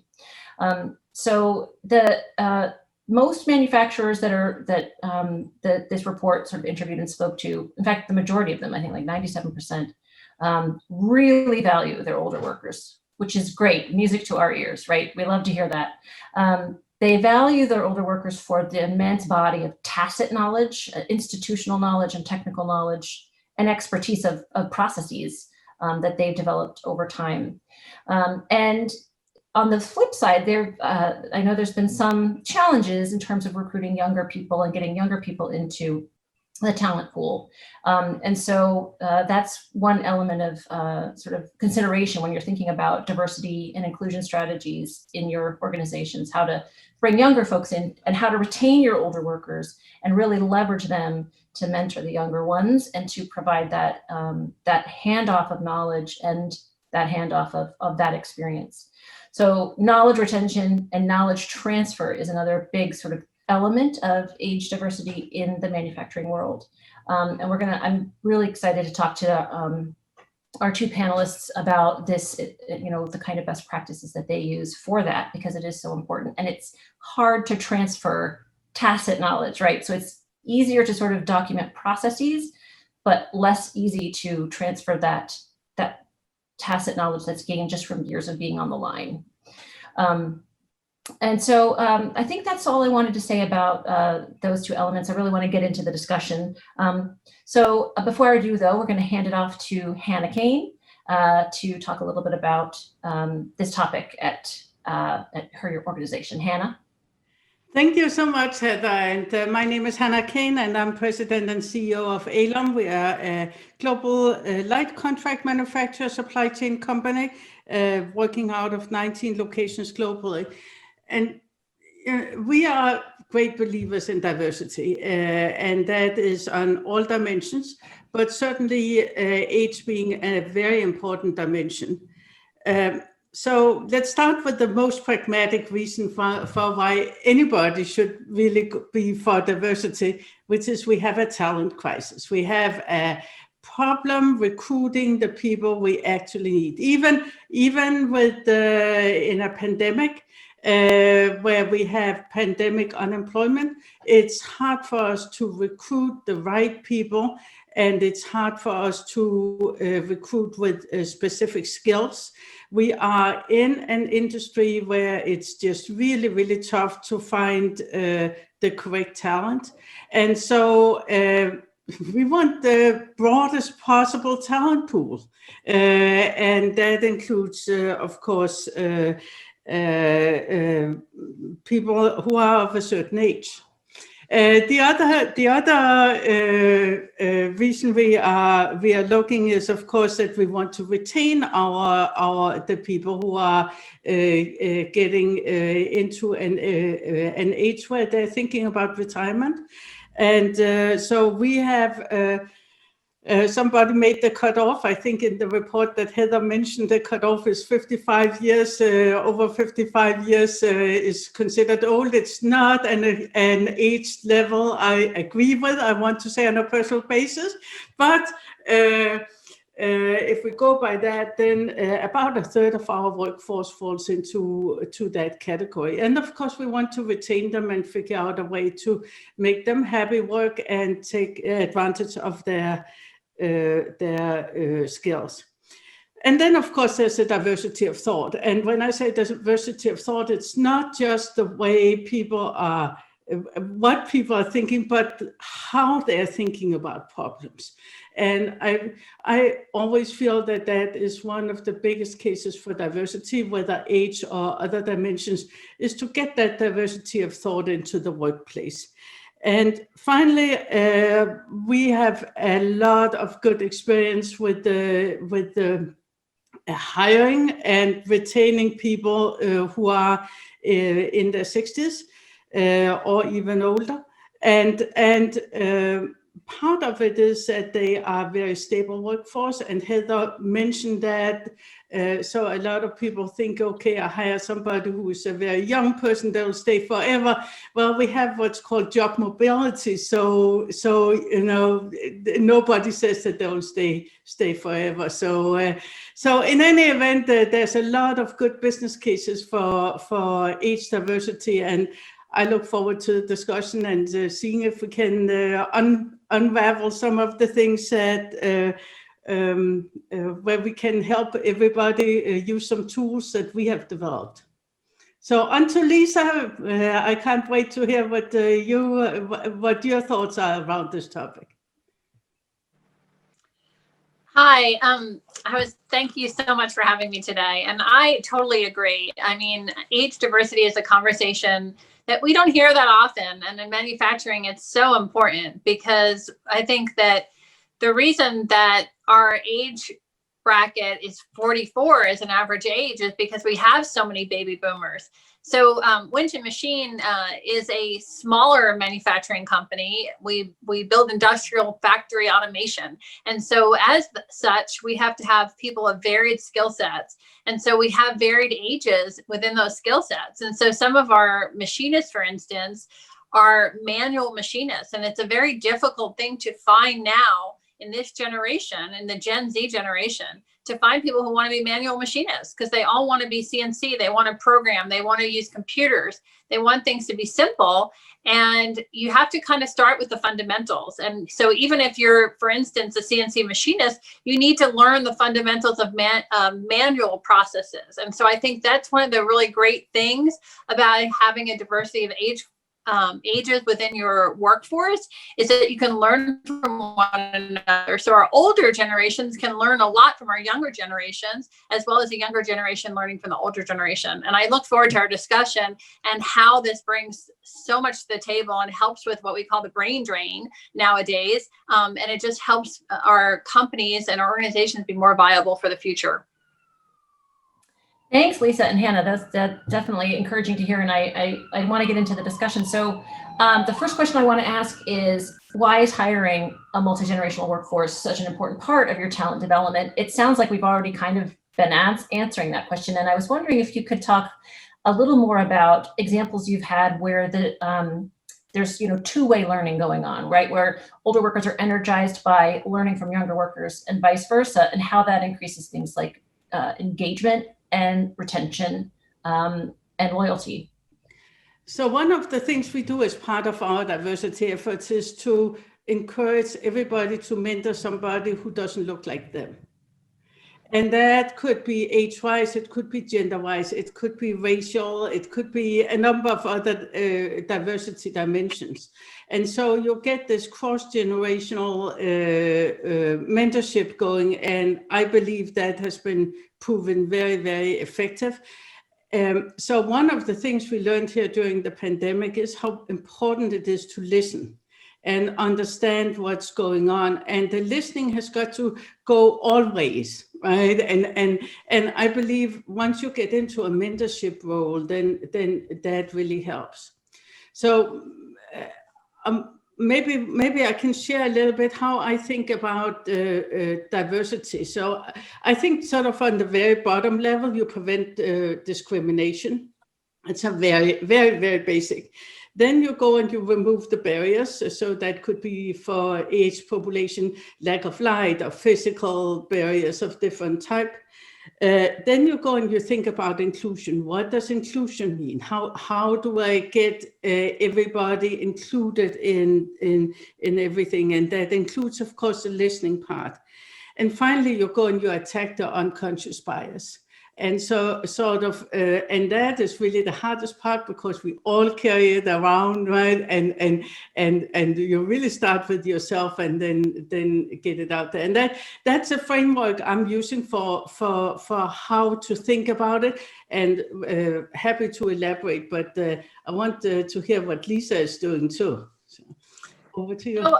I think, I think you've covered a lot of ground there. So I'd rather just go in with an example. So I'll just use an example in our electrical department.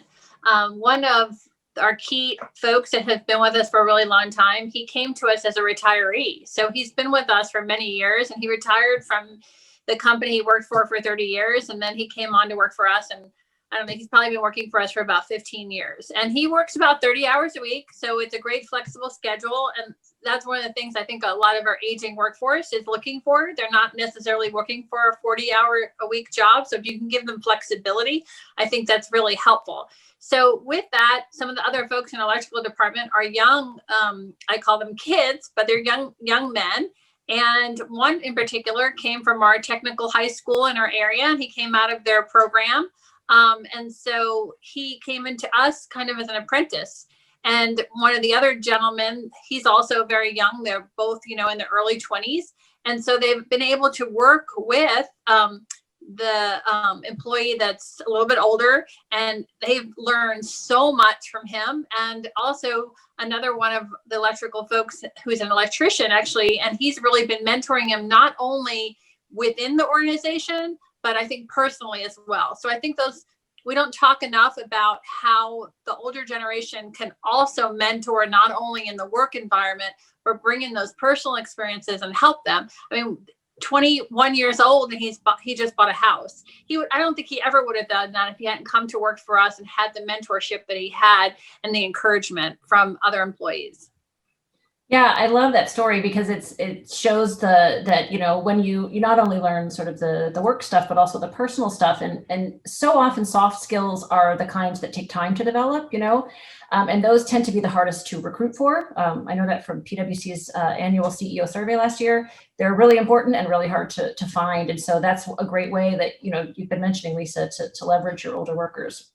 we're so tight on time, but I want to ask, what are some of the myths about the different generations?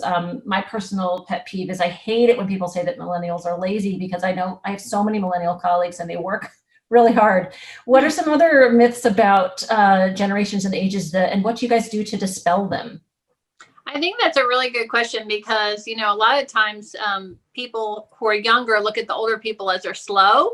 But sometimes they're methodical. So that's something that's really, I think, is speed, because we want our employees to be quick enough for efficiencies, because we measure efficiencies in manufacturing. At the same time, we want them to be careful, because sometimes the younger generation doesn't understand that, they just want to speed through it and get it done. But they don't understand then you make the mistakes and what it costs the company later on, and looking at the bigger picture. So I think that the way that we look at things from an efficiency standpoint is very interesting when you look at cross-generational and you look at speeds. And I think also a lot of the younger people think that the older people don't really understand the computers, they understand the technology.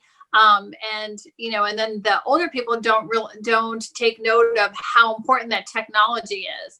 So I think there's a lot of things that go back and forth. And right now, not to get into the COVID, huge COVID discussion, but for me, that's a huge thing right now, is how you handle in a manufacturing environment your diversity of ages, and how you handle COVID and what their thought processes around that issue are. And so that's been a huge challenge for us. So one of the things I was shocked to see when I looked at the survey that Heather, and the report that Heather was referring to earlier, was a third of all the companies said, well, why bother educate the people in the age groups over 55? And I'm thinking, what are they thinking? Right? So of course you've got to do that. So one of the things we do is everybody gets opportunity to do, we started something called Alum University. Everybody gets an opportunity to do, of course, training for their job relevant training, but also training for personal development. And I think the type of people I like to hire like to continue to learn all the time, independent of age group. And I think that's one of the big misses. People are going to retire really soon, and we don't need to train them. Both of them are horrific myths. Yes, I so love to hear that. And our research backs that up as well.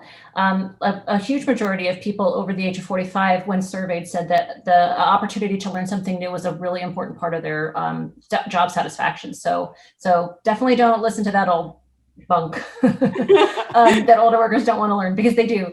Well, we are out of time. I'm so sorry, because I have so many more questions for you guys. I'm really interested in how automation has affected sort of team structure and on the manufacturing floor and all that, but we don't have time. It would be great to continue the conversation in 2021. I'd like to definitely commend to you all this report from last year about the aging workforce by the Manufacturing Institute, because it has so many great practical examples and actionable steps you can take. So I want to make sure that you know about that. And with that, I'll just close out. Thank you so much, Lisa and Hannah, and thanks to the Manufacturing Institute for hosting this section, or this session on age diversity. And we will kick it back over to you, AJ. Thank you. Thank you.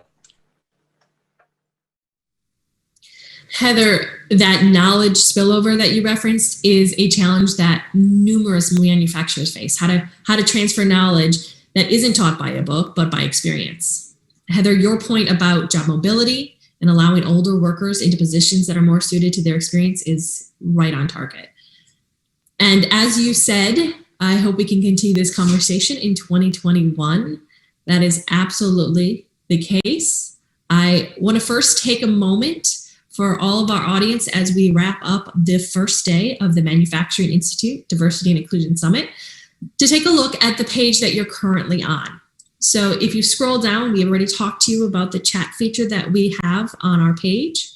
You'll then continue to see an open discussion and networking link, which we will do in just a few moments.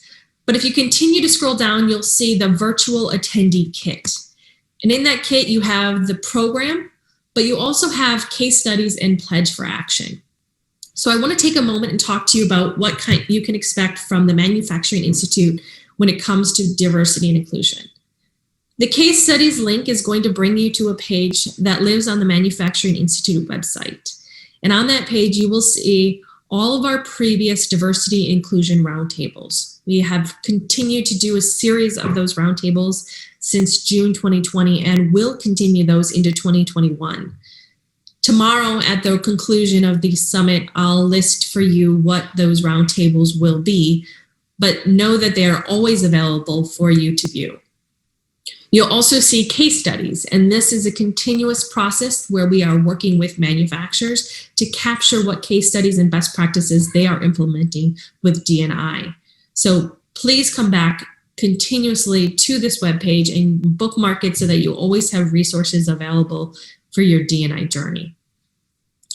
The other link is something I've addressed many times and I'm going to keep addressing is the pledge for action. So it'll link you directly to the page.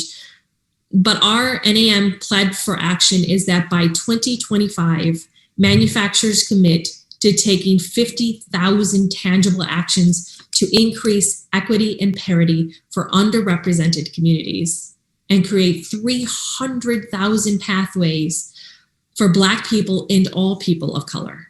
And in doing so, we're going to get manufacturing to reflect the overall US workforce by 2030.